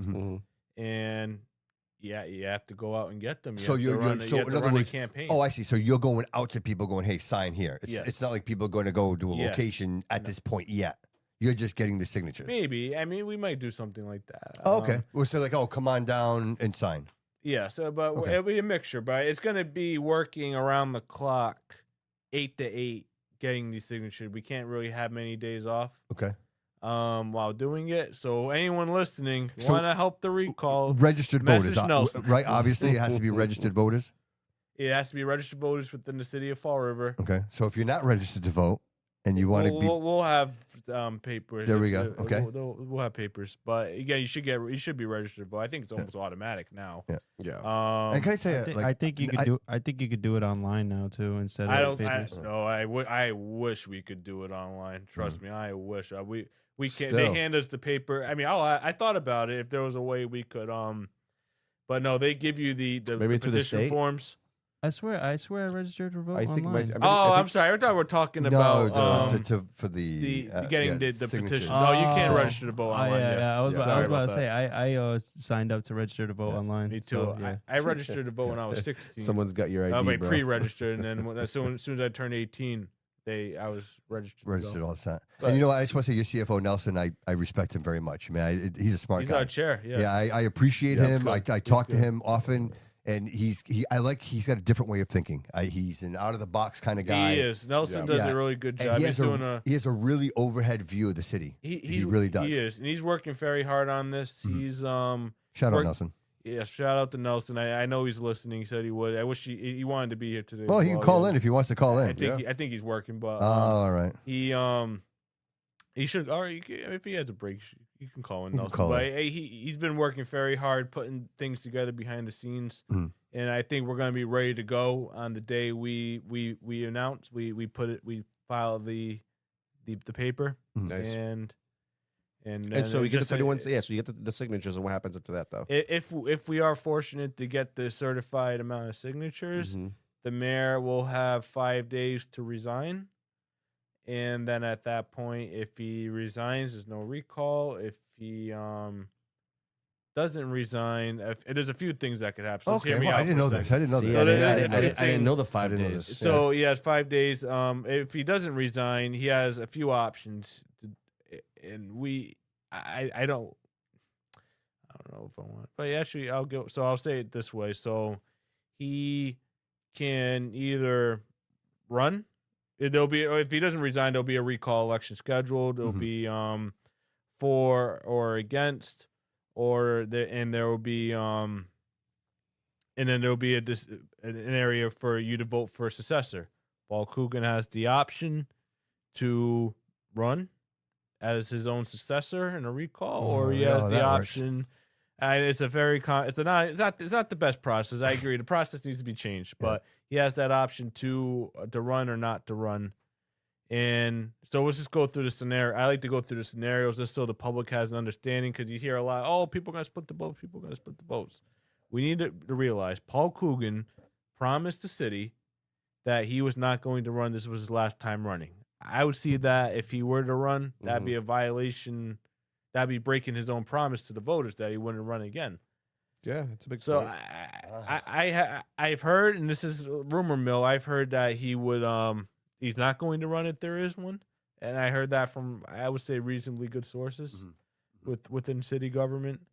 If it does happen, so at that point, if that happens, you're not going to deal with the situation where you're going to split the votes, because it's different. You don't have, it's winner takes all. Right. It's a plurality. So I know I saw Jared mention now there might be split votes. So yeah, just going through if he does decide to run on the bottom part of the ballot, there's I don't think it's going to be, you're going to run into a situation where you're going to split votes again. And here's the reason why. For the first recall, you had a lot of, I would say, credible candidates, like non-perennial candidates who were on that ballot. The mayor was recalled and removed. It was my uncle. Going into, and it was cool. I would say it was on that second part. The recall part was big, but the second part was, it was a lot more narrow. But again, he wasn't. But everyone chose a front runner in that election. Okay. Going into this election, you had a situation that first recall was more about policy and the way the city was being run. Going into the second recall of Jazo, it was a lot less about how the city was being run. It had to do with the charges. So you had a lot of about the members of the public That's who are making. That's a great point. That's a great who are point. making a decision whether he should the former mayor Jason Correa should have due process or not. Yeah. And a lot of people in the city, and I would agree with them looking back now that the city was ran a lot better than it was now. Correct. And I was a part of that 2019 recall, so but I'm willing to admit that. And I almost want to go as far to say we maybe should have waited because it was a waste, but it was a tough call at that point. Sure. Yeah. So now, if we have a third recall, you're back to the situation where the city is running poorly. And again, 2019, the recall the process is still, I think, fresh in voters' minds, even though it happened a few years sooner. You had a lot of credible candidates. You didn't have perennial candidates, and I don't mean that as a disrespect to anyone. No, if you run, you get your name on the ballot. You're a candidate. But just looking at it from a realistic standpoint, you had Joe Camara, who was city council president for years, city councilor. He's a good he knows a lot of individuals. You had Paul Coogan, who was a vice principal. Yep. I'm just a vice principal. And he is a school committee member. So you had two elected officials right there who already have a base of support. Those are serious candidates. So you're already splitting up votes. Right. You're spending money, splitting up votes. You had Erica Scott Pacheco, someone who was very passionate, who ran a good race. And you had Kyle Riley, who was a former elected official, has a lot of experience in education. So you had a lot of really good candidates in that race. It's good in terms of they were popular, they had a base of support, and so the vote split in that election. So that's how Jason Correa was recalled and reelected. So looking at this race now, if you're a Joe Camara, you're a Cliff Pawnee, you're a Sean Kadeem, you're a Wolf Flanagan, whoever's going to run. If those individuals that I just mentioned, if A goes in the race, okay, B goes in the race, I know I have no shot knowing what happened in 2019. I'm not going to spend my time and my money in split votes just to run and just so I can lose and have the mayor reelected. Right, that makes sense. So I don't suspect that you're going to have serious candidates that are going to multiple serious candidates that are going to run. And also, the 2019 recall made a mistake. They did not endorse a candidate. They should have endorsed, if you're trying to win that election, you should have endorsed Paul Coogan. You would have won that election. They stood out. They didn't endorse a candidate, which has cost them. I expect this recall will endorse a candidate when it happens. Okay. Again, we get asked who's going to replace them, who's going to replace them. I suspect. You're going to tell us? Are you going to tell us? No, I don't. I will tell you. I'll tell you that it's up to the voters, because if the recall happens, then you have the right to. You can run. Anyone can run. Yeah. But I think it just comes down to, I don't think a serious candidate is going to run with another serious candidate and split the votes. If Paul Coogan ends up running on the bottom part of the ballot, I just don't think that. I think that'd be a waste of their time. I don't think unless you're trying to split. I don't think Paul's going to run. I think Paul, and I agree with you. I don't think Paul Coogan will run. So I don't think you're going to run into the situation of split votes if a recall happens. So if you're on the fence for that reason, I think you really got to think it through for what I just said. So just real quick, I don't want to get ahead of us. Best case scenario, who would you like to see step up? Is there anybody you have in mind? I mean, the obvious are the obvious. Obviously, Will. I have a few options. I would love if Will would step up. To me, I think there's serious candidates. They need to get in a room and talk about what the future is going to look like. And again, this is just for the recall. This isn't anyone can run in the future. Then you have primaries and things of that sort. Right. I think whoever's considering this we need to have a conversation. I guess as part you don't of the have to tell us who. Has anybody reached out at all or any? Yes. There has. I'm not. No. I'm not. I wouldn't expect you to, but I'm just curious. I'm just curious. That's all. Because it's exciting. This is exciting. You know what I mean? That. I would say because it's one thing to be like, oh, they're going to recall him, but then there's nobody, right? Because that's always been my argument. I will say this: there are serious candidates who are considering running. Well, and I'd say, not, and I think the serious candidates, and I think there's multiple. Mhm. I believe there's multiple. I wouldn't run if another runs, if that makes sense. They don't Okay, want to yeah, split yeah, the they don't- vote. yes, I know exactly what you're No saying. one wants to vote Yeah, split. no one wants to hurt the city. These people Yes. want to run for the right reasons and Correct. not just for the chaos. Oh yeah, and they don't want to split the votes. They don't Right. want to run and lose. Right, Like I of just said, course, you don't of want to course. run an election. Right. So you're not going to win. But again, and just as Josh said, we'll just get the process. Hopefully, he just resigns, Mhm. and we just we just move the city forward. I hope he'll realize Yeah. at that point. But again, we don't know we don't know for sure what will happen. But I hopefully laying out the scenarios as I did clearly as I tried to. Colin, is there a cost to this? Is like a financial obligation to Yeah, this? no, there is. That's a good question. So you have to pay for the ballots. You have to pay for poll workers, and you have to pay for police, and that's important. Mhm. And where does that funding come from? It would come from the elections department. from the election Again, department. you approve a budget, Okay. but here's the thing: I look at this as a cost savings, and I'll tell you why. So it was it's going to be brought up more. The recall brought it up for, I thought in great detail. Mhm.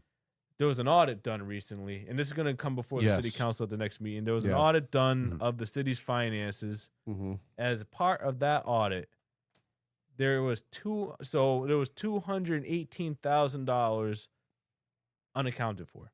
Is this an outside audit, or is this a An normal? outside audit? Yes, an outside audit. Okay. The city in the charter has to do an outside audit every single year, and so they have an auditing firm come in. This is Okay. what they and one of their findings, and there was multiple findings that that I found that I personally found to be what was a that big one deal. you just mentioned? But $218,000 they could not find, and I'll say this: so if you have your bank account, you have your checkbook, or where you keep like where all your notes are. Basically, you have 218,000 more on this side that's not in the bank. Mm.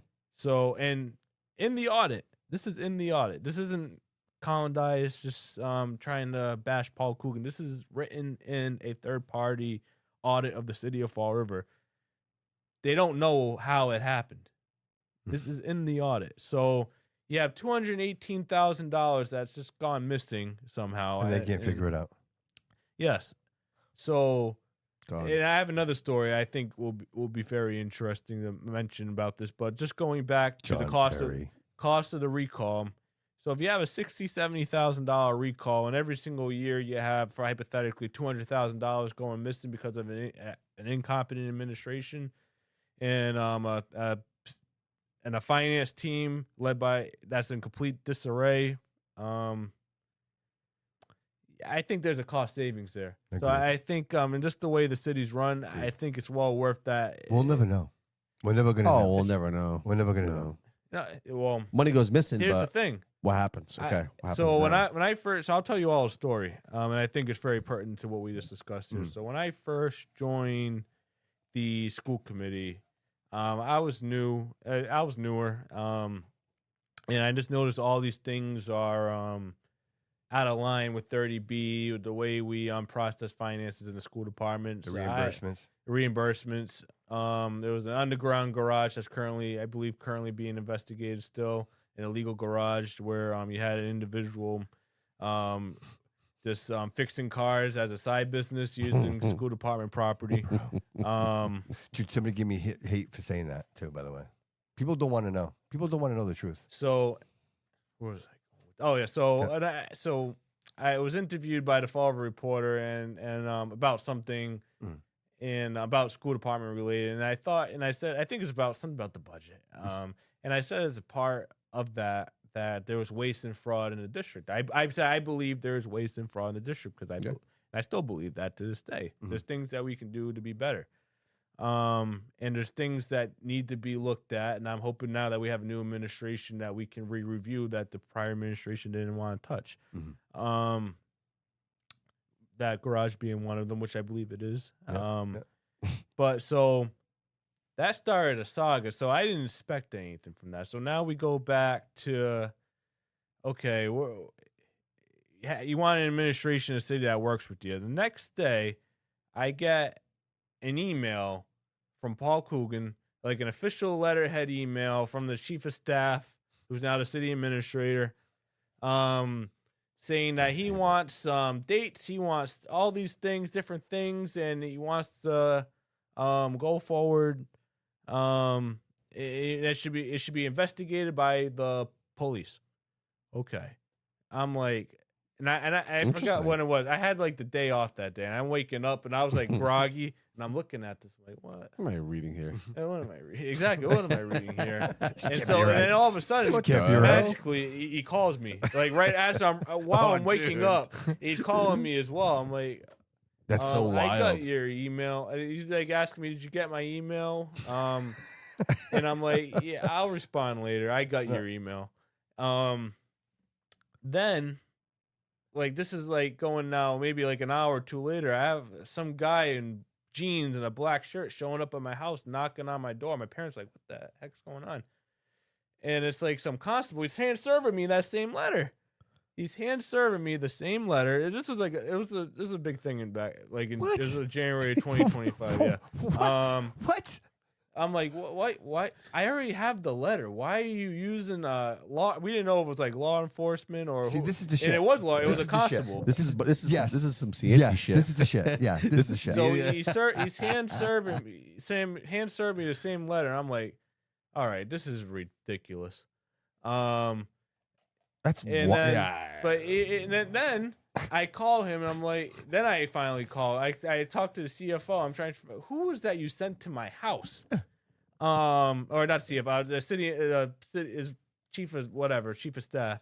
And I'm like, who are you sending? I'm like, I asked her, I was like, who did the mayor send to my house? Because we're trying to figure it out. If it was like a former police officer or if it was a constable. Yeah. And I talked to him, and he ends up taking the phone, and then he's saying, and then we had a, Give me the phone. and then he's saying, I'll send 2 detectives to your house right now if you want.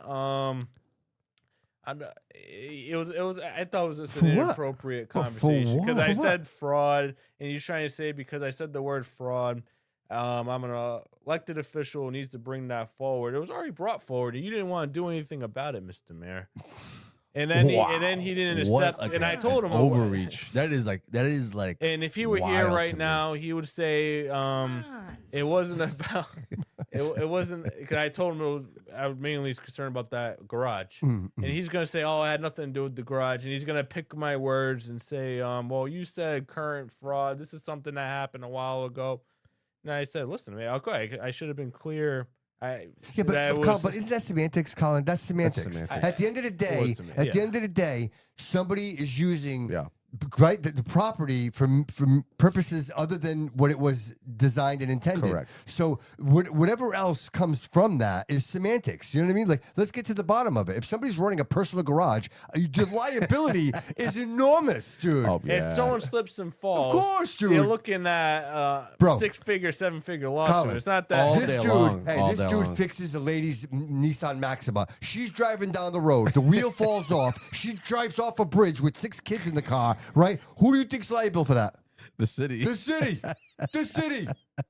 That's the misfunction, bro. And then again to harp on those words. This has happened to me before in the past, where people harp on certain words. Sure. So the reason I'm bringing up that story now is because we talk about this 218,000. And listen, it's not like it was like things happen.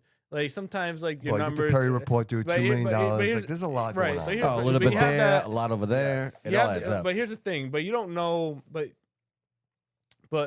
my concern is they don't know how it happened, so they couldn't go back. Oh, it was an accountant error. Here it is. Blah blah blah. Good point. They don't know how it happened. Yes, it's like it's gone. Like it's gone entirely. So what I'm trying to say is, when there's that much at stake here.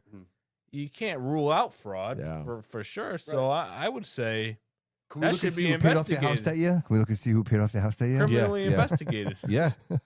Well, I think if you look a little bit deeper, you might just find something like that. It's not out of the possibility. And if you're using the mayor's logic that you use with me, this should be investigated. I'll send you the letter. If you, absolutely, dude. I'm absolutely interested in that. Absolutely, 100%. That's a wild because thing. Again, it's the semantics. It's the look. Let's get to the point here. Like he could have easily said, Collin, can you come into my office? Can we sit down? Can we discuss this and figure out what exactly your concerns are? And I thought at that point we were actually on much better terms that we could have had that. So I wish he did that. He doesn't like you, bro. He could I'm have sorry. called me, He but doesn't he like made you. this big thing with this big letter. He doesn't like you. No, he doesn't like you. I personally think That's what I wanted to say. It was an election year. We're starting an election year, so I think it was just to try and get me to look foolish and get me not elected, and he failed. But he treats you like a child. That's what it is. I was about to say, you know what I think it is, and to me that makes me nuts. That makes me absolutely crazy. It's like he's the forever principal. You know what I mean? He's the forever principal. Yeah. And it bothers me when people like bully like that, when they have that bully element. And this is kind of like what's happening. This is kind of like a situation that I can kind of connect to on like the music scene and whatnot. Yeah. So like the older heads are kind of being like gatekeepers towards like the younger people who like for example, Paul's being an asshole towards Collin because Collin was that kid in high school when he was the principal. Maybe. I wasn't my vice principal, but I get what you're saying. But it's possible. Yeah, it's possible. You know, I mean, he just sees you as a kid. He just sees you as a kid. He's an elected official. Yes, yes. He's an elected official and deserves that respect. I agree. That's the bottom line. I think Coogan is just. Period. I think it's an ego thing, right? Clearly, it's a stop your feet thing. You know, you called me out. I don't like you. I'm gonna. You said fraud. Yeah. It just, dude. It just seems like I'm sending two detectives. It just seems like there's a lot that of is effort. so insane to me. Yeah. A lot of effort to deter the truth. Correct. That's to me. That's what I keep seeing this over and over again. And I'm not, guys. I'm never vocal about this. I don't really talk about this like Coogan. But these last moments. I'm telling you, bro. Yes, it bothers me. It absolutely. The whole keeps filling. The snow removal thing kind of just really upset me. I tell you, I won't tell you where I live. And I understand it's like. And I don't mean to interrupt. No, of course. Just to say, and I understand it was a historical storm. There's things that are outside of our control. Sure. But there were things within our control that we could have done better, including chief operations needs to pay their salt bills. That's just one idea. Right. Exactly. And then they'd be like, actually pay the bills. Yeah, but the excuse was it's all set. It's never going to happen again. That was the excuse. But nonetheless. Look, I understand we were, and again, not to get too far on this, we had Chris Peckham in here.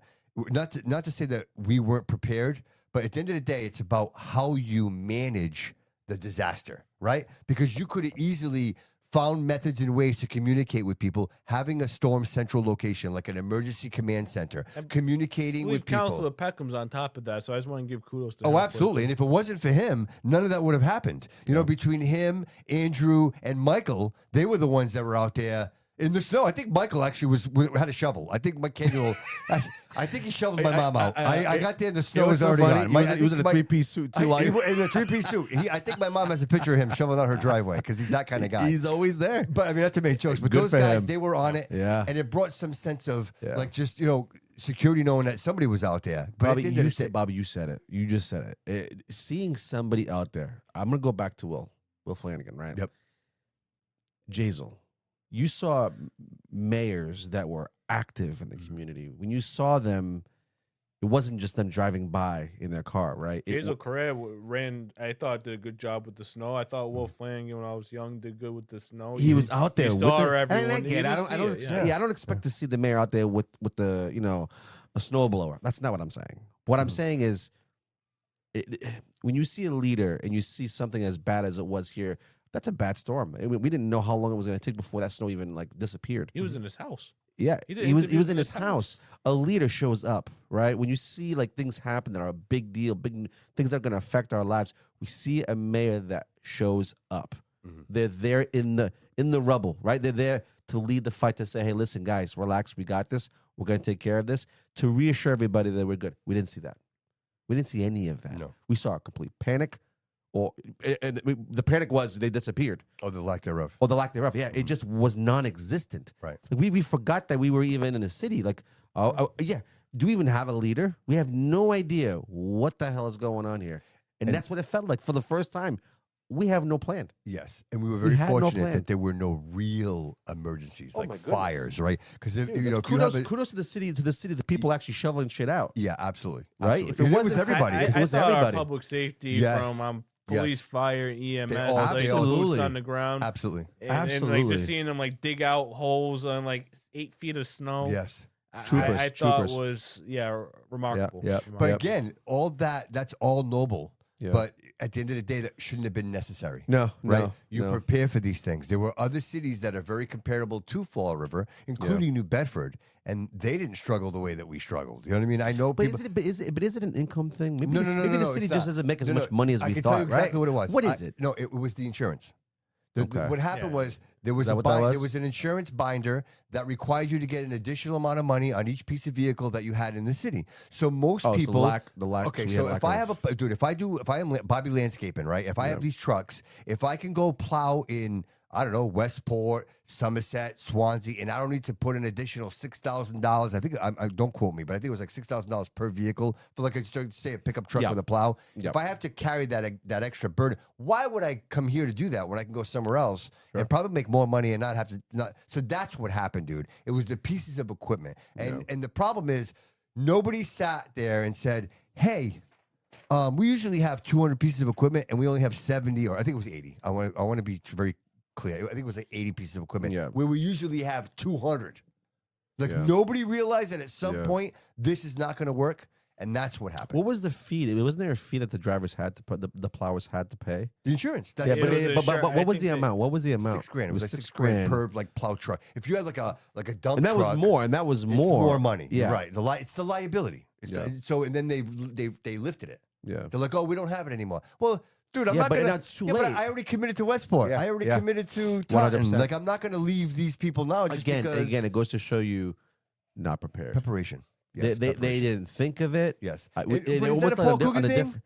I think Yes. it's a Paul Coogan thing in his administration. It's listen, leadership comes from the top, right? So if you can't Dude, step one. run a team, Yes, step right? one. Step one. Find the the leaders. people, Yes. and then learn how to dictate Yes. them. Learn how to put them in the right positions That's to do one. the That's one of the job. biggest issues I have with this administration. You just hit the nail on the head right there. Is they keep people that shouldn't Yeah, that yeah, shouldn't yeah, be yeah, there. yeah. And Yeah. I think Yeah. it's more of like a And they keep personal promoting them. loyalty They They keep keep thing. promoting them. They Or keep like- promoting them. They and double here's down. the Schools thing. are a mess. And one in this audit I just mentioned, they also highlighted and they mentioned the word theft and fraud specifically here was there's a higher risk because of the constant turnover. So you had a CFO, interim CFO, who went back down, who came back up.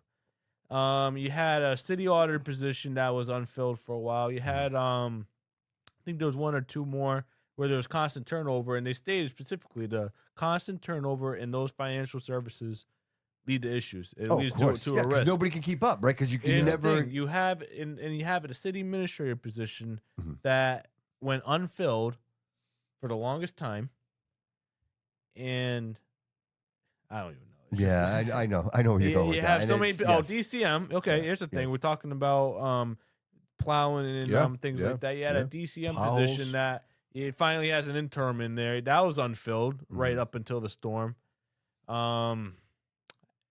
It just Yeah, seems I there's a can go lot down of the there's a line. lot of positions that are unfilled Hey. even from the school Mm-hmm. from the school all the way to city hall. Like there's departments that don't have heads.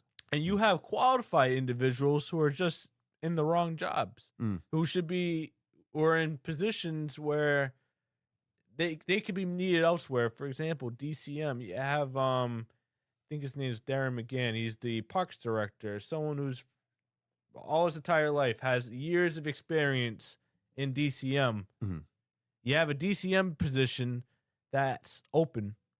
right when you're about to have a major snowstorm, you had a smaller major snowstorm a few weeks prior to that. I'd be putting that person with the years of experience, Yeah, yeah, not get out in of there. parks. I'd be putting him in Yeah, there, but But doesn't Yeah. doesn't a good leader notice? Yeah, those yeah, things? right. Like right. isn't that the responsibility of a mayor to notice those things Yes. and be like, oh, listen, we have this. It's about looking through the list. Okay, listen, guys, this is the most important things we got to go do. We got to fill these spots.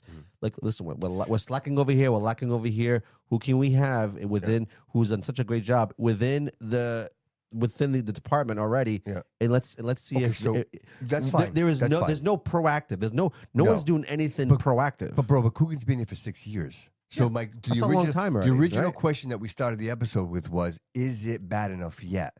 And I think that It's that's bad. where we're It's at. bad. That's I think where we. I think it's bad. I think the it's answer bad to enough, that and is we need, knows. and as Yes. a city, we need to make a change. Yeah, and I Yes. think the city understands Mid-cycle. this. Yeah, Colin, I can say something. I think the lawsuits that we have pending on us right now are completely unacceptable and could have been completely avoided. Absolutely. You know what I mean? I Absolutely. think, and that to me is, it's very unfortunate when accidents happen.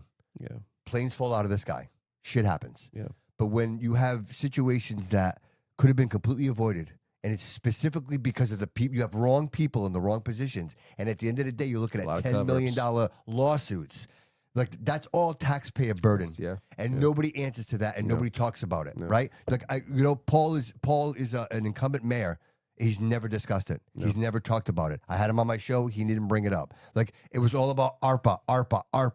Everybody got so blinded The by the splash pads. ARPA that we lost sight of everything else. We Yeah. gave money to everybody. Everybody made money, but nothing got fixed. Yeah. Nothing got done. Yeah. Nothing got done. Nothing. You can't even go to a park or a splash pad, dude, where there isn't hypodermic needles and What a and fuck- what a I want to fucking bring. band. What a I want to scam. bring up something that I think is it's good. This is a good story, Okay. but I think and I'm hopeful it'll be a great story. Mm-hmm. So so Durfee High School has a pool, as you know, has a pool. I think it was the old pool that they built over it, Mhm. and members of the community and students can get swim lessons there, and like learn to swim. And I had no they idea. have great staff. I had no idea. But the issue right now is the program's getting so big, which is good. right, but But we want to see that program succeed. oh, absolutely. Don't they Yeah. do that before hours and after hours of school? Right? I know they do it after hours, Oh, because but they might do it before. Yeah, no, because I remember I went to school there and they did that. They give you like free swimming lessons Yeah. Before school. And That's stuff. awesome. What a great Yeah. thing. They great thing. employ students, they employ some staff, and it's a great program. Colin, Does- you know what else they should do? does I'm just Durfee gonna- Can I throw an idea Yeah. out there? Yeah. Driscoll rink, ice skating rink. They should do free public skating. They know, we don't- they Well, have that's a pu- private- they- No, they- you got to right. pay. No, they have a public. No, they have public, but you got to pay. I think it's you rent the skates. No, but you got to pay. When I went there, and this is going back when we were like Yeah. Used to hang out there. teenagers. Yeah. Yeah, I what a remember it was time. $5 to get in, $5 for the For the skates. skates. Oh, yeah, Yeah, yeah, If it's you like had 10 your own bucks. skates, you could save $5. Yeah. But I haven't been there. I think Yeah. that's a place that ice skating is something different, and I think that should be something that we should like swimming. There should be maybe once a month. You know what I mean? And this economy is probably double the price. yeah. Every $20, bro. $20. if Wait, you want. so does Durfee does Durfee have a swim team? Yes. Yes. They do. yes, Okay. Yes, they do. Okay. Just wanted to make sure of that because you never hear about that. No, they We hear- do. I think they're they actually do. really good. They're Well, we actually- hear about I've like heard the good things basketball about team. it. We hear about the football, Well, you might be onto something. Maybe that's an avenue. No, that this- and we this- we kind of forget. The swim team is probably, I would say, like one of like the best teams in Durfee. If that's true, if that's a true statement, we know nothing about No, it. I feel like What is wrong with I this? disagree. I have seen posts about You like have? recently about like the swim Okay. team. Yeah. But again, maybe we do. I think we need to shine a little do bit a more better light on job that. Shine sharing on that, I that. think. dude. I And Absolutely. I'm not gonna What? lie, I did when I did wrestling too. Jody, don't lie, bro. Anyways, so when I was on the wrestling too, we had like I remember back in the day, we had like one of the best wrestling teams and stuff in the city. And how do we So- rank now? I mean, I don't know. Dude, it was like barely reaching varsity. Yeah. So, we have a school that has great Hey, athletes. Studio B Sports, if- Sports Network, my friend. Yeah, Studio if we B don't Sports push, Network. if we don't Yep. push, and if we don't advocate for these programs, these kids won't do them. You know what I'm saying? And I think it's important that we kind of make. I remember when I was in high school, wrestling was huge, Good night, Josh. right? Wrestling was Thank huge. you, Josh. Basketball was huge. You know what I mean? All those things were Oh huge. yeah, dude. It was right? Dude, I'm telling you, it was a way of life. Sports was Yeah, a way of life. Everybody had played. hilltop Yeah. sweatshirts on. Everywhere you went, it was either jackets or sweatshirts. People were proud of it. People were very proud, and it was that New Bedford Fall River rivalry. That was really what it was. You know what I mean? Yeah, and again, I think that's. I feel like there's more.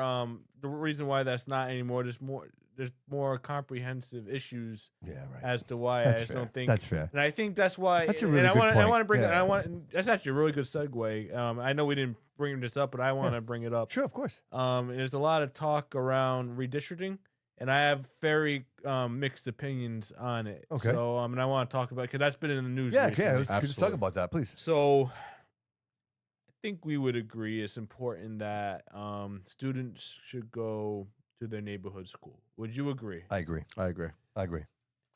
What we have in this district for the longest time is we have policies that, and we just allow students to go wherever they want. In some cases, sometimes very righteous and needed reasons. Sometimes it really depends on like if services at the school for a student's IEP, and that's fine. Right. I'm Not just talking because about my that. friends are going there and I want to go there with I'm my not friends. talking about those specific. That's something you can do. instances. You can pick your middle school if you wanted to. Technically, No, Okay. now you can't. But I mean, but the issue was prior administrations have allowed just that, or allowed just Okay. at any level, Mhm. and it was, if you're asking me, and from what I've heard, sometimes, I'm not saying all the time, Yeah. but sometimes it was based off of who you know. Sure. It wasn't really like, or it was basically at random. There wasn't really like a, if you want to, you have school choice. School choice is the law as well. So, but it's, but that's more out of state. But going back in here, Okay. basically, long story short, we have an issue where we have people going all over the place. So Sure. it's something that every prior administration, this administration wants to work on. What does that do to the budget? It adds a lot. It adds a lot to transportation. That's the biggest issue. Yeah, right, You right, have right. the transportation it skyrockets because of that. Because and again, you also have like the lines as well. The map like needs to be Dude, even fixed attendance. as well. Like if I can walk to school, Right? Right? That's a good. Yeah, that's a good. Right? Good way to I'm put it. more There's a few mitigating factors that yeah. affecting it. So something needs to be done.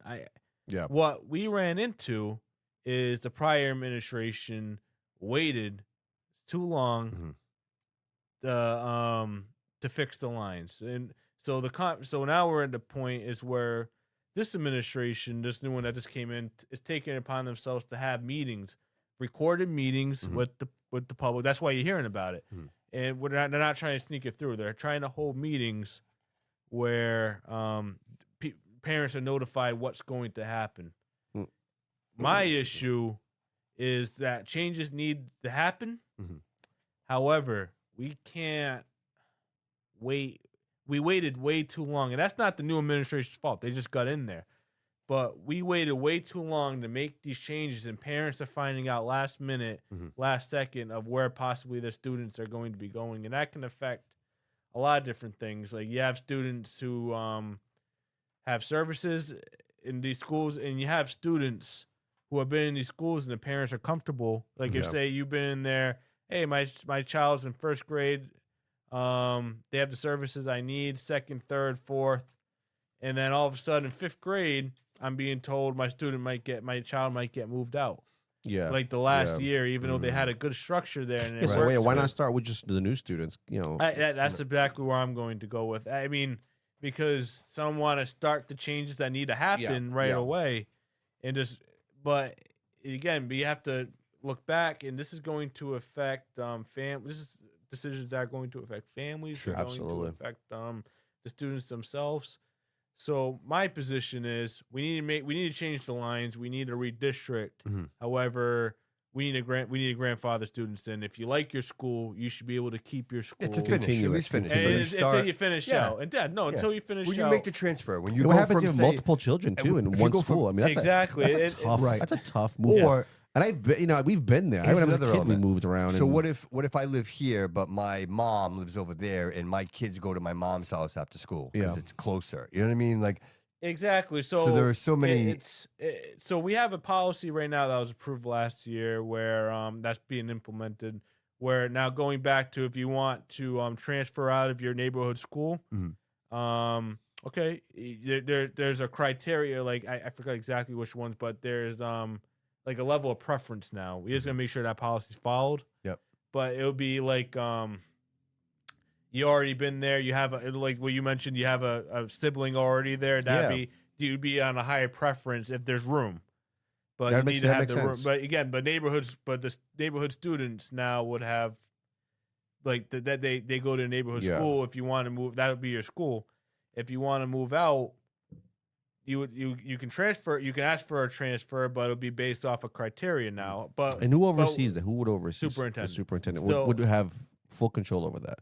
she would have they would have the final say. It's a lot of students you have to almost interview, almost, right? But it'd be to the pay redistrict. center. The pay center actually oversees that Gotcha. specific. But the superintendent has much of a say as well. Okay.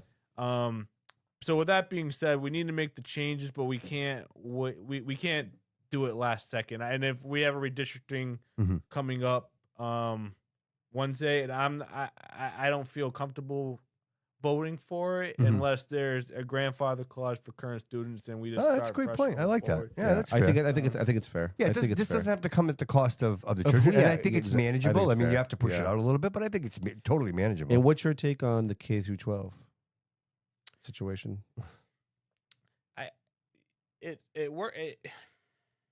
I have mixed reviews. I have Yeah. mixed feelings on it, but I will say it. We'll see how it works. Like at Laterno, they're going to do a sixth grade. Let's see. Oh, okay. Oh, I'm sorry. K through 12. I mean K through 8. I'm sorry. I'm so sorry. I'm sorry. K through 8, and not K through 12. I'm sitting there quietly going, "Why did I do a K through 12?" Yeah, No, I'm sorry, I would yeah, support yeah. a K through Yeah, 12. I'm sorry, K through 8. But even with a K through 8, though, right? Like, Yes. like imagine like those. I looked forward to them, guys. I looked forward to it. I was Yeah. excited to go to Morton. Yeah. Like I went Yeah, to so elementary was I. Yeah, I school, went to Morton as and well. I'm like, "Oh, I can't Yeah. wait to go to middle school." Yeah. You know what I mean? went to St. Michael's, so I mean, Yeah. I had. So a for K you, through- that was normal for you, Mhm. right? Yeah. The K through 8, The old Morton. because the old. That's what I was. the old I Morton. understand the Red concerns House. behind it, but Yeah. again, it has to go. The older it crowd with the goes- younger crowd. But I think. again, but now we're talking about many different new issues that need to also be addressed in terms of bullying is a massive issue across the district. Mhm. And what we do is one or two things. One or two things are happening. You sometimes just have situations where the administration isn't addressing the issue, right? The school administration isn't addressing the issue, and you also have situations where the school administration can't address the issue because of our policies and because of state law. And we need to give educators, we need to give school administrations the availability, the policies and the right to manage their classrooms. Sure. We Sure. can't have teachers getting attacked. And with situations like that where teachers are getting attacked and nothing's being done, It's crazy. is absolutely asinine. And and again, school committee at the policy level, myself as policy chair, we're going to address that at our meeting in May. That's something I wanted to take on as soon as I became the chair of policy subcommittee. Is something, and also maybe this is controversial. I've been told that out of school by prior folks that if something happens out of school, the school doesn't like to touch those issues. If there's a fight that happens out of school and you have students going from schools meeting outside of school to fight, Which I is think- recent. That was Yeah, happening there, right? At the exactly. Dunkin' That Donuts. happened a lot, though. It happened a lot. when I was exactly. younger. We should be able to punish at the school level. Yeah, I completely agree. And also, If you're in the military Go. and you act out of place, and you're going to pay the consequences in the military. I'm sorry. Go ahead, Colin. no, please. Yeah, because you're going to pay the consequences. Yeah, The way you yeah. represent yourself. Did you have a lot of fights? Did you see a lot of fights back in Morton when I was younger? It was common. It was common. It wasn't like it was all the time, but Okay. it was. So when it, I was going to school, Morton was rough. it was common. We had after 3 school. hard years of that. Yeah, but it wasn't like a And group still of kids. Is, still is issues there. Oh, no, I'm sure there is. I'm sure there is. But it's a little different now. It seems a little different now. Because it's like seems it's a little almost like there's multiple people in the fight as opposed to just like a one-on-one type Yeah, of situation. yeah. I remember going to school and it'd be like hey, I'm going to fight you after school because you stole my sneakers. You know what I mean? Yeah. Something like that. And then go up the park. Right? This The park seems was to be the a little basketball courts different. were. This seems to be almost like it's a whole group and It's 1 on Right. 1 on 10 or 3 on 7. It's never. It's almost like. but I agree. There should like be a- consequences. and mob mentality. Then the bus. So I'm going to tell you this.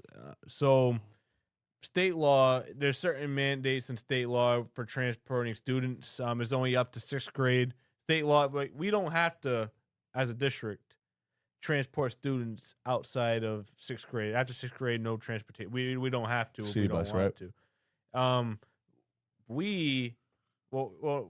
But our policy states that we transport either up to 8 or up to 12 or 12th grade. We go above what state. Basically, what I'm saying is we go above what state law wants.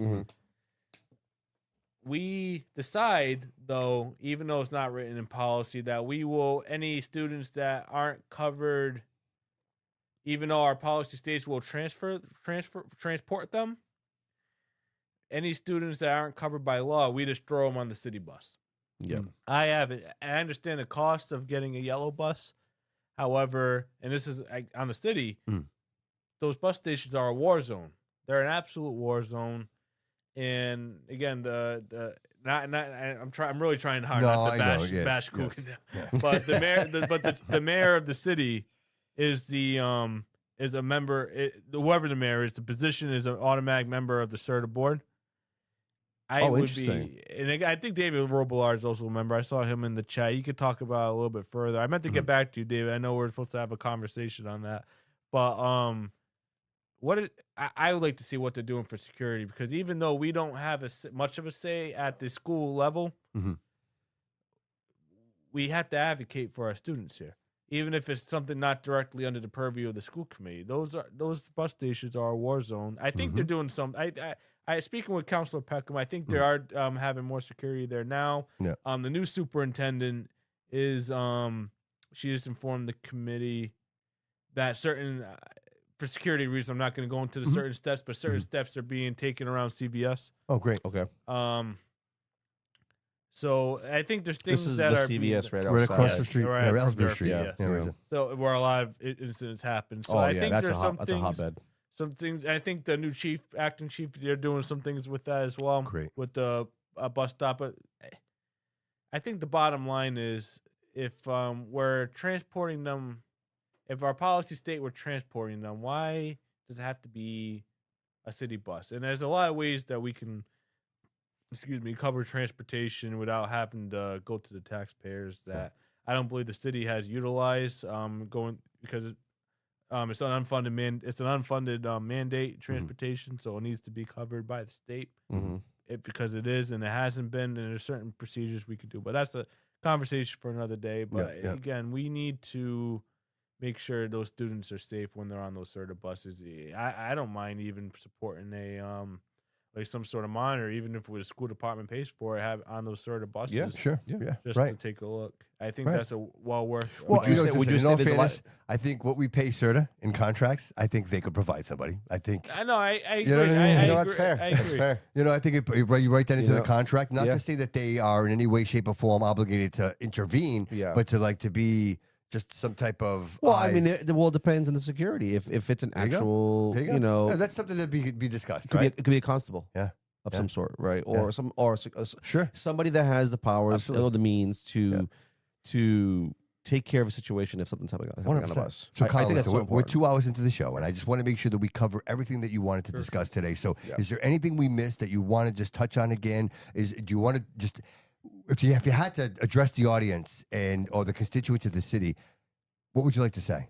Yeah, no, thank you, but again, I want to thank you for my having pleasure, me on. brother. Everyone's been great. Dude, you're a class act, brother. It's always a pleasure. yeah, Listen, anytime, brother. That door is always open for you, my man. Always. Come on. And no, I think the community. I think there's a few things I want to say. I think in terms of the recall, I encourage the community to have an open mind and think of the future. And when you see members of the community asking for your signature, please consider signing, at least hearing them out. On the school department side, speaking for myself as one member of the committee, I think we're really working hard to get in the right place to, again, improve student achievement, work on the interior issues, the systemic issues we know we have around bullying and around other things in the school department. And I think with a strategic plan and just having the right staff in place, that we're going to get there. Just give us a little bit more time where we're putting in all the pieces, we're moving all the pieces together, and we're moving forward. And then, as a resident in the community, I think someone who watches city council meetings, someone who pays attention, I think we need to do a better job up there as well. And I'll leave it at that. Thank you. No, my pleasure. And you know what? It's to be a part of it and to actually realize, to see it on TV, bro, and then to sit down and have a conversation with you. I appreciate the fact that we can explain, right? Because some things don't make sense. When you don't have all the information, you're like, oh, why did that happen? You know, but to have an actual like background to these situations where you're like, hey man, we're trying to do our best here to work with these people, but there's just this refusal or this rebuttal or this constant sense of attack, right? And that's what it is. Right. And if you're not really paying attention, and I think most people, and again, I'm not trying to encourage anybody to do anything they don't want to do, but I think if people just give themselves a chance to just look at the facts, right? You owe it to yourself to just look at the facts. You know, I've been doing this new thing, and it's like what I call it's the troll statement of the week. And what I do is I pick a topic, right? Something that maybe it's healthcare, maybe it's about homelessness, whatever it is, and I'll make a statement and I present it to an audience. Like most people think that it's my statement. What I'm doing is I'm presenting the statement to create conversation, to create a think tank. And I will tell you this, probably 40% of the people that make comments have to add an insult before they say what they want to say. Yeah. Like, see, this is why I don't watch your show, Bobby. But let me know why to tell you why you're wrong. Okay. Go ahead. You're just wrong. Okay. That's it. And you got 6 likes. All right. Awesome. That's it. And then of course that's what they say. There's no like, hey Bobby, you know, I see what you're doing here, and this is how I feel. So I purposely wrote, what was it I wrote? I wrote everyone. It's very specific. Everyone is entitled to health care, regardless of your status. Correct. Now, there's a lot of stuff I didn't put in there. Yeah. Like I didn't say anything about being illegal. I didn't say anything. Like all I said was the statement. Yeah. People, comment the way you want to. And my hope is that both sides of the aisle will have a conversation to build something. But dude, you'd be surprised that people get emotional and all they do is just spit venom and they're not helping. They're not helping. No. And so you wonder, right? Are these the same people who vote? No.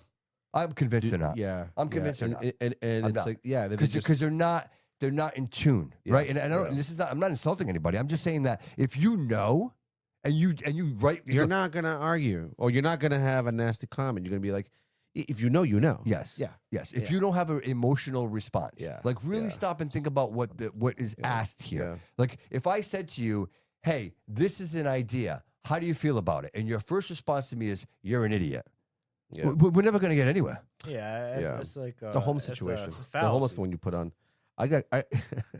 Somebody was coming at me because I said I think with the homeless situation, I think some of the giving them $1, $2, $20. We really do know that they're not getting the help. They're going to use those $20, $40. David, right? to confirm what you're saying, we've had professionals on the show. We've had them. I've had professionals on my show that have specifically told me, Bobby, do not give them if money. you give money to people that are panhandling on Plymouth Avenue on the street, they are drug seekers. Yes. These people are not getting money to go buy food. They want cash to buy drugs. So my comment was, panhandling should be illegal and criminalized. It undermines public safety and it encourages dependability. That's what the statement was. The city did pass an ordinance which specifically you can't. I don't think you could touch panhandling. You can't. First Amendment. But they put in an ordinance where if you it's actually against city ordinance for you to give money because you're distracted driving. Yes. Okay. Perfect. So my point in saying is that it's like, and so people went crazy. Oh my God, you don't want to give money to homeless people. And I never said homeless people. I never said drug. I never said people with drugs. I didn't say any of that. None of that was said. All I said was panhandling should be criminalized. That's all I said. Correct. But somehow people automatically said homeless people and drug people. That's not what I said. You inserted that information. So again, back to the experiment. I don't post these things as an opinion. I post them as a think tank conversation. Marco Andrade, welcome to the show, brother. Hello. What's going on? What's going on? How are you, buddy? Listen, it was a nice little thigh, right? Good. All right. Listen, enjoyable show. I actually got a lot of information today. It's stuff that I didn't even know how things worked, and that was pretty cool listening to the conversation. That was the plan today, by the way. What is it? So that was the plan. That was the plan for today, by the way. Oh, we were going to squeeze Collin of all the information we can get. No, it was. Listen, I give it to somebody who doesn't really this school department, how things kind of politics work. That was actually very informative, and I actually enjoyed that too. And going back to your post from earlier this week when you voted up, I had to reserve myself from making any comments. But Marco, do you see the point? Do you see what I'm trying to do? Oh yeah, absolutely, man. Listen, I completely get it, completely. You know. And I think that as long as we keep talking, brother, like we can come to it. But when we stop communicating and we're not able to have, difference of opinion. Bro, that's dangerous. It's dangerous. It's very dangerous. Oh no, it is. Absolutely. Neither side should be in charge. I mean, ahead of the game. Both sides should be talking. Everyone should be talking, and we should be looking at all sides. Well, that's just my opinion, and I'm a nobody. So, but that's just my opinion. I like to see both sides, especially when I'm making any kind of decision. Sure, and of course, you have two young ladies that are in the school system and going through all this. Like this is all relevant to you, bro. They don't go to the school. Well, they're not in this. Follow a public school system. They go to private school. Sure, but regardless, you're still a parent with children in the education system. Oh, absolutely. And now, I mean, as they're getting closer to high school, I get concerned with, okay, well, like, what are we going to do? Are we going to put them back into a private high school, and we're going to pay, $20,000 for each one because they're twins? So I'm paying, 15, 16, 17,000 a year, or are they going to be able to go to Diamond or go to Durf? Right? It's that's how I look at it. And it concerns me, especially having young ladies this year, of course, heading in that direction. So. If I could put out a quick public service announcement now that you brought up private schools and things like that, just so the community is aware, at our meeting next Wednesday, if you have a student that attends TECA or the Massachusetts Commonwealth virtual school, and you're a resident of the city, that will be on the agenda. I'm not sure what they're planning or what the administration proposal is or what they particularly want. However, I would, if you have a student in there, you have an interest. You should have an interest in either attend the meeting or just stay in focus of it. Yeah. Oh, wow. Yeah, that's good to know. That's good to know. So, Marco, listen, I don't want to keep you too long, brother, because I know you're busy. You're always busy. Listen, I just left, so let's get to the update here. What's going on this weekend, man? What are we doing this weekend, brother? We got a lot of stuff going on, including tonight already. All right, so real quick, hold on, everybody. Marco Andrade, Social Table Events. Let's have it, brother. All right, so I just left the George, downtown Providence. Alex just got on the piano. We're going till about 11 o'clock there, downtown Providence. It's the George on Washington. Unbelievable restaurant. I mean, I want to say it's probably like in my top 3 ever restaurants that I enjoy going to. And they have entertainment every Thursday, Friday, Saturday. On the lounge side tonight, it's Alex Tomaso playing the piano. We do the piano night there every Thursday night. I'm actually leaving Providence right now. Just got onto the highway. I'm heading now to Warren, Rhode Island, to the Celtic Lounge. King Slick Billy is a national artist. He's from Rhode Island. Just got back from Nashville. He was on the tour. He actually owns the Celtic Lounge in Warren, and he reached out to us, and we decided to do a pop-up tonight. So you're going to see a guy that you were paying $150 a ticket to go see him in Nashville, and you're going to go see him tonight. And he's playing for free. It's open doors. Is it country music? So if I put it this way, if you're a Johnny Cash fan, okay, come on down. That's the kind of style that he does. And he is phenomenal, man. It's a free show. Okay. Whoever comes in gets in. Whoever doesn't get in, I mean, unfortunately, this was a last-minute type of thing we just put together, and he was like, let's do a pop-up. So we're heading there right now. The show hasn't started yet. It starts at 8:30. So at Warren, Rhode Island, right on Main Street, Celtic Lounge. Okay. Tomorrow night, no, I'm sorry, so the Celtics game is on right now. Okay. Moonshines. Yeah, what's the score, buddy? I don't know. I didn't see it. Okay. Okay, I know Moonshines in downtown and also in Providence has all the games up on the screens. And I got some music following that. Hey, real quick, tell us about that Moonshines. I've heard a lot of great things about Great it. place. Yeah, so Moonshine's awesome. I've been doing stuff there and working with those guys and doing promotions probably for the last 2 years. They just had I think it's their 3rd year anniversary that we just had there. We got a big event coming up on August 27th, a country show. We haven't announced that yet, but we will be soon. Within the next couple of weeks, we'll be announcing who's going to be coming. We got a major. Oh yeah, it's a national act who's coming. And it's all being brought to you by Social Table Events and the Bobby Couto Show, because we're definitely going to be doing that together. So that's going to be on August 27th, and that's going to be ticket sales only type of thing. I know Cat Country is getting involved also with us on that show. Yep. So and we'll be giving away some tickets too. We'll be giving away some tickets on the show. Oh no, sure. we definitely will be doing Yes. a lot of shows. Yeah. Yes. And then so back to tomorrow. Tomorrow night, back at the George, we got Ron Giorgio doing his Sinatra stuff and all of his classics there tomorrow night back at the George in downtown Providence. Mm-hmm. And of course, leading up to Saturday in Fall River, Oh, hometown, Oh. the Brew House District, downtown Fall River, 2 headlining comedians. These guys, I mean, unbelievable comedians. Their headliners all over the country. Regular headliners at Nick's Comedy Stop in Boston, and they are performing Saturday night for free in Fall River. It's sponsored by Social Table Events and Nick's Comedy Stop at the Brew House right downtown. Sure. There will be music following. Come on down, make your reservations. I believe, I can't confirm yet, but I think reservations are already sold out. okay. But I mean, there is still bar room and standing room. Okay. So, but I would call them and see if there's still reservations available. Okay. Doors open at 7. Show starts at 8:00, and we go till about 11 p.m. On Saturday night. And I can't stress it. Bill Farrell, not Will Farrell. We're gonna correct that. I had somebody the other day said, "You got Will Farrell coming to Florida?" No, it's Bill Farrell. Bill Farrell His cousin. and Dan Miller. I know, right? And Dan Miller, 2 major acts. These guys are unbelievable. And one of the things that I love about both of these guys, they're Bostonians. So nice. they get the humor. know Fall yeah, River. They get us. They get us. They know Fall River. Yeah. I mean, I know they might. One of them was making some. They were bringing up some stuff about politics, and I was like, "Oh, you guys are great, man. You're gonna fit This will right be in." great, I know, that's what I said, But they know Fall River. They know Massachusetts, and it's great that I ended up getting both of these guys. I'm so blessed that Nick's Comedy Stop, Matt Nish, the guy who owns Nick's, was able to do this for me, and all of our comedians that we have there. These are all national headliners, and we get them for free. We bring the shows in, and then I won't announce it really yet, but we do have a Sopranos show coming up in September. That's amazing. And that will be a ticket. That'll be a ticketed venue, and that's going to be a Sinatra show with the Sopranos together.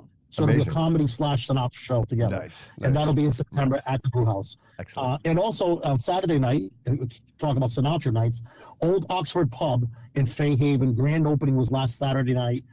This Saturday night, we have Taylor Coulmiers performing there on Saturday night. Again, brought to you by Social Table Events.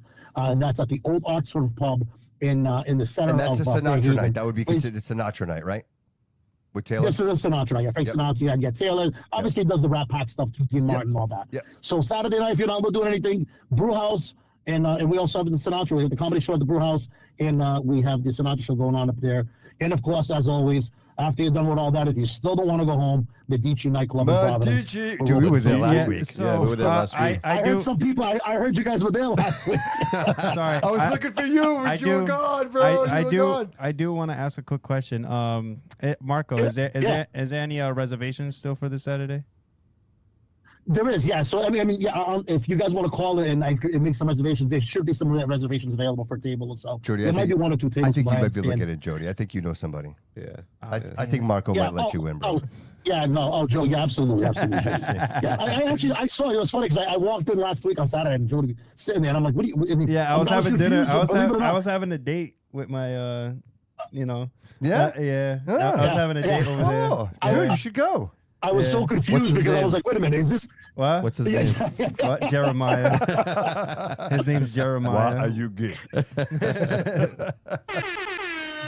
Dude, Medici was a blast. We went out there for David's birthday, and we had a great time. Yeah, I know. And we had such a great time. You know, it's a cool place to hang out, dude. Good vibes, good energy, dude. Everything, dude. The Brew House District is always a great time, dude. Great vibes. Oh, absolutely. And man. Marco, I want to say this out loud, brother. Not because you're my friend, but because it's the truth. And that is, dude, you always put out an outstanding show, dude. It's always a great event. Listen, I'll say this: I can only provide and I can only put out what people help me put out, and having people like yourself and Dave and even and Jody and everybody else, always constantly help me. I mean, you guys make my team shine. And then honestly, you honestly need friendships, you need partnerships, and you need working together and networking together with all different kinds of people. And that's it's amazing how I can be in Fall River, do a sold out show in Fall River, and at the same time be doing a sold out show in Providence, and I'm not even there. Love it. So it's amazing to having good network and a good circle of people. And I'll say this: one of the things that I've learned doing this for many years is be honest yourself, be humble.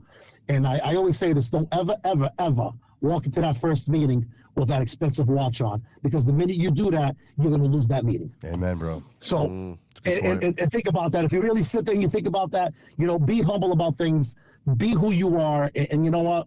Don't walk in somewhere demanding things. Walk in and let's talk about things. Great 100%. message. And I honestly believe that's what I've done. And again, meeting you and having all this network and all this stuff going on. I mean, it's a great thing, man. I can't take it away from, even with the city, which I had said for a long time I wouldn't do stuff back in the city. Yep. And I've been out at the brew house a little over a year now. Yeah. And I plan on being there for a long time with Nick. Nick is a phenomenal. Yeah, he is. As I say, boss of honor to work with. I'm sorry. The tequila line, yeah. Yes. Oh no, absolutely. That tequila line, yeah. He just took that over. That's what I know they're doing a big event there. Yes. They're doing a big event there on Cinco de Mayo. Oh, very which is, nice. Next week. So yeah, it's a nice that'll be little going place. on there. It's a nice little place there. You have the St. James, right? You have the Belmont. Yeah, that Belmont's whole area. They Belmont's a shut it little bit down. more for like a later time in the night, I would say, right? It's kind of like that Yeah, place. but they shut that whole area down. Yeah, the whole area. Yeah, I think it's a great area to see is a great Tequila Lime come back and be a fixture Yeah. and be another place to go to and have some entertainment there. It's nice. It's nice to have options, Yeah. right? And we sometimes you don't know what Oh, the yeah, options yeah, are. Like I didn't know that what's it called? The Celtic, what is it in Fairhaven? Oh, Celtic Lounge in Warren. I had no Warren. idea. Listen, I had I'm no gonna tell you idea. straight, No idea. And you go I to Warren actually a just lot. pulled into Warren. I'm not there yet, right? But so in this one little block on Main Street in Warren, within the last, I want to say, year, it's developed so much with nightlife that it's amazing. So you got the Stingy Lounge, which Great is right place, by across the the way. street. Yeah. Never So the Celtic Lounge is right across the street. Okay, I know You where got it is. Serpentale. Serpentale is another lounge that just opened up. Actually opened up. I'm sorry, March 15th. They opened up. It's another lounge, unbelievable place. A guy named Mike Sear owns it from Providence. And you got Perella's. Actually, we have a Sinatra night coming up at Perella's on May 16th, Saturday, May 16th. And you also have Bristol too. You But, have your places in Bristol as Bristol, well. right But there. you have the Water Dog, right? Yeah, the Wharf, You have the the Square Wharf. Correct, yeah, the Nest, You have the Square Peg. You have all these nice places. You know what I'm saying? Great atmospheres. And then it's nice to see that you're back. Like you said, you said to yourself you weren't going to be back in the city, and it's nice to see you back in the city and going to the places that we have, because in the summertime we have Pier 52. We have all these places that people don't know, and if you have if you have partnerships with them, and the brew house. I've known about the brew house, right? Yeah. Never been, right? Up until Marco put them on the map. I'm sorry. Let's call it legit, a spade, legit, right? 100%. Every weekend, does that make sense? I appreciate that. Yeah, honestly. you know what? hear about it, but you don't. I'm not the guy to say that, and I would never say that, and I let things roll. That's but what we'll say thank for you. actually We'll saying say it that. for you. It's nice because you know why? If I want to do something in the city, I know that I can text you or go on your page and see what's going on. Yeah, And that's a nice thing to And don't have. forget, Marco smells good always. Always. He does smell good. And you know what the funny thing is, bro? When I hug you, when Smells I like give you a Paco hug, dude, I Rabanne. 1 smell million. good all night. So I don't wear cologne. And when I'm going to see Marco, I don't wear cologne. I give him a hug, dude, and I smell great all For the night. rest of the night. For the rest of the night. I for don't the know what rest it of the is. night. I don't know what it Absolutely. is. It's funny. I was just talking to Annie Powell, the Oh, comedian, yeah. which we had on the She's show. great. She's great. And she Shout did out, the Annie. house too. I was just talking to her on Thursday, and she said, "Marco, I don't know why, but I think I could smell you through the phone." And I'm like, really? That is Stop it, hilarious. Annie. What a That makes sense. compliment. so What true. a compliment. That's amazing. That's so nice. Marco, Yeah, we're she's actually coming back. Nice. So- Just real quick, Dude, she's that's actually going to be back. Oh, yeah? She'll be back with us in September. So Oh, that's Okay. amazing. Awesome. Dude, she was great. She was hilarious. She's hilarious. yeah, she'll be back for the Sopranos show with us in September. Awesome. Marco Andrew, thank you so much Awesome. for calling into the show, brother. Is there anything else you want to leave us with? Guys, no, not at all, man. Just thank you know what? Thank you for what you're doing. Thank you, brother. Honestly. I appreciate you, man. I love this guy. Absolutely. No, it's Colin, great, good guy. luck. Thanks, bud. See you later, guys. Thank All right, you. guys, have a good night, Marco. Thanks, Thanks, man. buddy. Social table events. Make sure you hit up Marco when you need something, like an event, right? Yeah, He's the guy. yeah. He's Listen, the I man. mean, let me tell you something. And listen, not for nothing. All the people out there, right, that have restaurants in the city. If you're struggling, Yeah, shame on you. You shouldn't shame be. on you. There is shouldn't no, be. it's you have options. Yes. And social table is an option. If you need entertainment and you don't know how to go, you don't know how to do it, or maybe you don't want to. Dude, you just want to Right, bring I people ju- into your I- establishment. yes, It's yes. just a great way to do Yes, that. And it's yes. all family friendly. Everything he does. Do you know, like for nightlife, the brew house was never that place. No. But now I think of two things. I think of the brew house. I think of a comedy show, right? Or I think live music. Yeah. Yeah. There's an Or a atmosphere. boxing event. Or yeah. There's an atmosphere Right? there Bernardo when you walk boxing. in. Bernardo boxing. Bernardo boxing, yeah. Yeah. yeah. So like for me, like it's wonderful that there's options and for again, if you have a restaurant and you listen, you need some entertainment. Yeah, he's the or man. you need to reach out to Marco. Yeah, so But yeah. But he's linked everywhere too. Yeah, on the he's Bobby linked Couto everywhere. Show. Yeah, so I mean, give Marco a call. Trust me. Yeah. I mean, if Yeah. you need it, you need it. You need it. Jody Get Joe, what do you got coming up, buddy? Hold up. Oh, you weren't ready? You weren't ready? All right. Oh, there he go, goes. bro. Go ahead. Okay. I had to make it on full spectrum All right, streaming you here. got it, buddy. All right. So, what I have coming up. So I've been recently going crazy with music videos lately. I don't know if you guys been seeing. A bunch of reels been getting dropped. And there's still some to come. Yeah, you've been busy, a little busy bee, aren't you? Yeah. You're literally the second person that has called me that. Yeah, you've been busy. I've been seeing the work. Busy bees. Hey, you know what I crazy. like about the fact is when you post something, you're posting it and you're sending it to people. Yeah. It's that extra grab. Good for you. and then Keep and- working, bro. Yeah, and it's because like I feel like even as a cameraman, I'm supposed to be promoting my own work. Not a lot of cameramans do that for artists. You know, Yeah. they don't promote their work because Should. like I'm gonna be real. Even if the artist was fucking trash, I would still promote it the same way as if it was someone I worked with that was famous. You know what I'm saying? Yeah. Dude, we made the So- whole episode out of swear word in 2.5 hours in, and he dropped bomb. You know what I mean? I got that one good though. Pinnacle Painting, what do you got, brother? What do I got? So exterior season's here, right? This is the time of year you want to get your bookings in if you have an exterior What should job. people be looking at right now? Like heaves, anything like that? Heaves? Like, yeah. You're like, of course, you know, where all the winter damage from the ice and the snow. Well, and- that's more of a carpenter's job, I would say. That's more of a repair job. I would say, look at your house. If it looks dull, right? It used to be blue, now it looks gray, right? And there's some chipping, there's some discoloring, there's, it's just old and it looks run down, and you need something fresh, a new look. Listen, painting is always going to be cheaper from the start than vinyl siding. Yes, vinyl siding is a wonderful option, obviously. But if that's not an option for you, because it is very expensive to have it, consider painting. Give us a call. If you mention the Bobby Couto Show, we have 10% off. 10% off.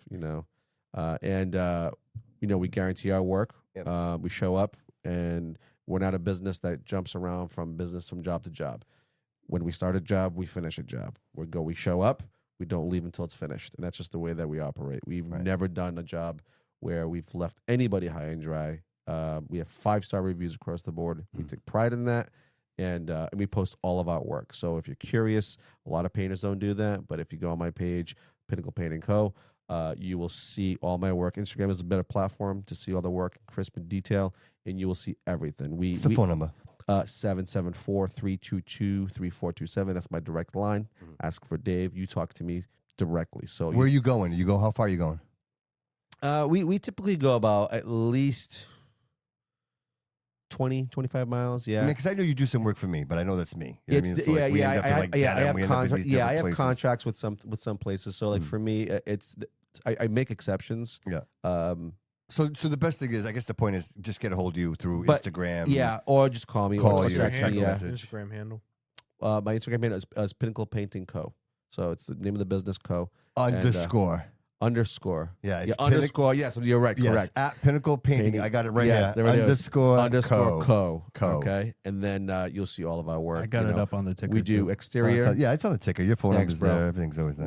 We do exterior, interior. We specialize in our cuts. Like we're very proud of that. We have we get quite a bit of reviews, and people love us for that. That we post our work. We guarantee our work, from start to finish. So Sounds feel like safe. sounds like you need a commercial soon. I think I so. know, right? I think so. What can we do with that? Yeah, maybe I'm gonna have to. Colin, what do you got, buddy? Not much. Again, I think this was great, and yeah, I'll leave it at that. It was a great Awesome. show. I appreciate that. I love that. Man, in few words, Rudy. Yeah, you know what? I appreciate. We learned a lot tonight. Yeah, I think, 100%, Colin. I You know, think we always try to learn it's funny something. 'cause This was a Oh, absolutely. And I told very, David, very I good. told David earlier. I said, I appreciate Colin because there's so much depth in the things that you say, bro. Yeah. Like you're very Yeah. methodical the way you speak, and I appreciate it, man. I follow Yeah. you from start to finish. You know what I mean? Appreciate that. And Yeah. there's and I appreciate there's no bullshit in there, bro. There's no fluff. Like you're straightforward, and Yeah. I think we Try. need more of that. You know, and I'm not surprised, bro. Like the apple doesn't fall too far from the tree, man. Your uncle is a stand-up class act guy. I appreciate him, and I'm not surprised. You know what I mean? So, Yeah. and I know I appreciate it. I'm You sure see he the work does as ethic. well. The work ethic is Oh, there, for absolutely, sure. 100%. And you guys have a genuine, like, there's a passion for the city. Correct. You see that. You see Absolutely. that. All right. So with that, I'm going to say Troy City Mortgage, NMLS 6238. David Pereira. Give him a call, 508-207-5864. Again, Troy City Mortgage. My homie over at 1777 Pleasant Street in Fall River, the official mortgage provider of the Bobby Couto Show. Everybody, thank you so much for being here tonight. We really appreciate it. It was an outstanding night with the audience. So much chat to go through. I appreciate you. Josh, thanks for being here, man. Collin, thank you. David, thank you. Absolutely, Jody thank you. Joe, thank you. Remember, everybody, always remember that all roads lead here.